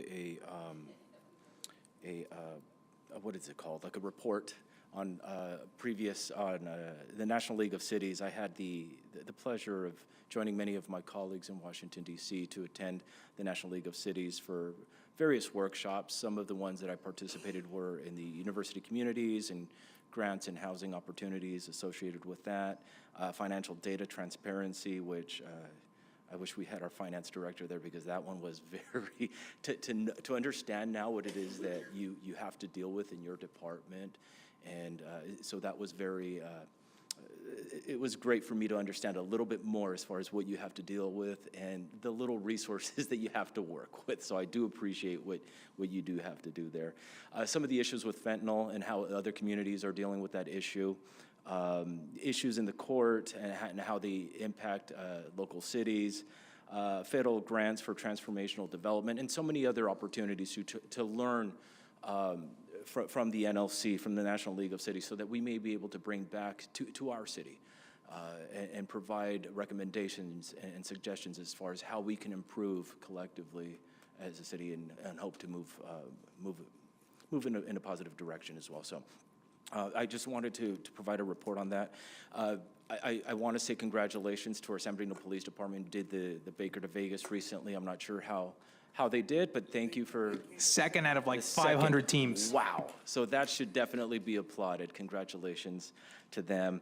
I didn't have an opportunity at a previous meeting to say thank you, but thank you, Mr. McNeely, and also to the mayor, Mayor Helen Tran. I hosted a town hall meeting. It seems like some time ago, but I wanted to say thank you to the both of you for being there. It was well attended. And hoping to do another one soon, maybe in the next couple of months or so. So I'll provide that information as we come along. So that's all. I just wanted to publicly say thank you to you and thank you to the mayor as well. Thank you. Thank you. Any other comments from? Yep. Well, since we're talking about the National League of Cities, we had a wonderful time. It was a learning opportunity that I will never forget, being able to sit down and have a conversation with the Department of Treasury to discuss the ERAP funds and the additional funds that the city of San Bernardino has applied for. Thank you, Corey Hodges. We were able to, he told me that he had, but the Department of Treasury did. We were able to confirm that. So we're happy about that. And we're going to be able to receive those additional funds because some states did not use used all of their ERAP funds. So they've been turned back in to the federal government, and we applied, and so we're hoping, with our fingers crossed, that we're going to get those additional funds and be able to utilize them. Now, the cool thing was that we learned about new ways that we could be able to serve our community. We also learned that 25% of the funds that we do receive for ERAP, emergency rental assistance, we are able to use those for new project bills, new affordable housing bills. So we're going to definitely be taking that 25% and then utilize that for some new housing bills. We just had a really good time in learning a lot of things that we just really didn't know. We didn't get to sit down with HUD, but we did get to eavesdrop a little bit. And Mr. Councilmember Alexander sat down with a lot of other departments as well. But we cannot forget the fact that Park and Recreation, our wonderful director, Liddy Gutfield, submitted a cultural and diversity submitted the cultural and diversity submission for our festival last October. And guess what? We won. Yay! Mayor Tran and I were able to attend the breakfast, and you should have seen us when we jumped up. Everybody looked at us because you would have thought that we won $1 trillion, right? But it was that trophy right there, and we were happy to be able to bring that home and then celebrate it with our other colleagues that were there from California. There were 51 submissions, and for a city of our size, and City of San Bernardino brought home the first place prize. So we were very, very happy about that. I couldn't concur any more because we put San Bernardino on the map at that conference and in the nation. So thank you to the colleagues that came with me and staffers. We really advocated San Bernardino. We put San Bernardino on the map. We're being recognized. They're really noticing San Bernardino. So we really did a great job. And I tell you, when we went up the stage, everyone's like, wow, you guys are making a huge splash. So literally we're working hard around the clock to make that happen. And in those, at the conference, the issues that we're facing, it's everywhere. It's homelessness, it's infrastructure, it's the development of their communities. So our affordable housing crisis, they're all the same. So we are truly advocating, the legislators are recognizing that, and so we had an opportunity to meet with them. And so it was very, very good for us. So thank you again to my colleagues, and let's keep that going in Sacramento next week. We just have to be a bit more creative. We didn't know how much creativity we were able to use, but when we got to listen to other cities, in other states, they were being very, very creative with their ERAP funds and their ARPA funds. So we can think outside of the box, ladies and gentlemen, and push that envelope to see how creative we can get to providing our housing for our unsheltered. It was a good thing, Mayor, because Jeff was there, our PIO, sat down with us. He did a great job. I just want to thank someone for getting all my appointments for the departments. It's nice to take the photo ops with the politicians, but the real money comes from the departments. They do all the hard work and the heavy lifting, and that was Renea Wickman. She got all of us. We dragged everybody in. Councilmember Calvin, she put me on the spot and volunteered me to do rail for the entire California delegation. So we had a go before, was it Senator? Dianne Feinstein. Feinstein, and I had to do a presentation about rail and the city and the region. Thank you very much, Councilmember Calvin, for doing that, putting me on the spot. But it's all about the departments.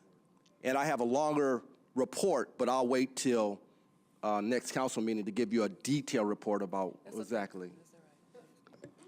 Okay. So we can close. Thank you. So we can close. Okay.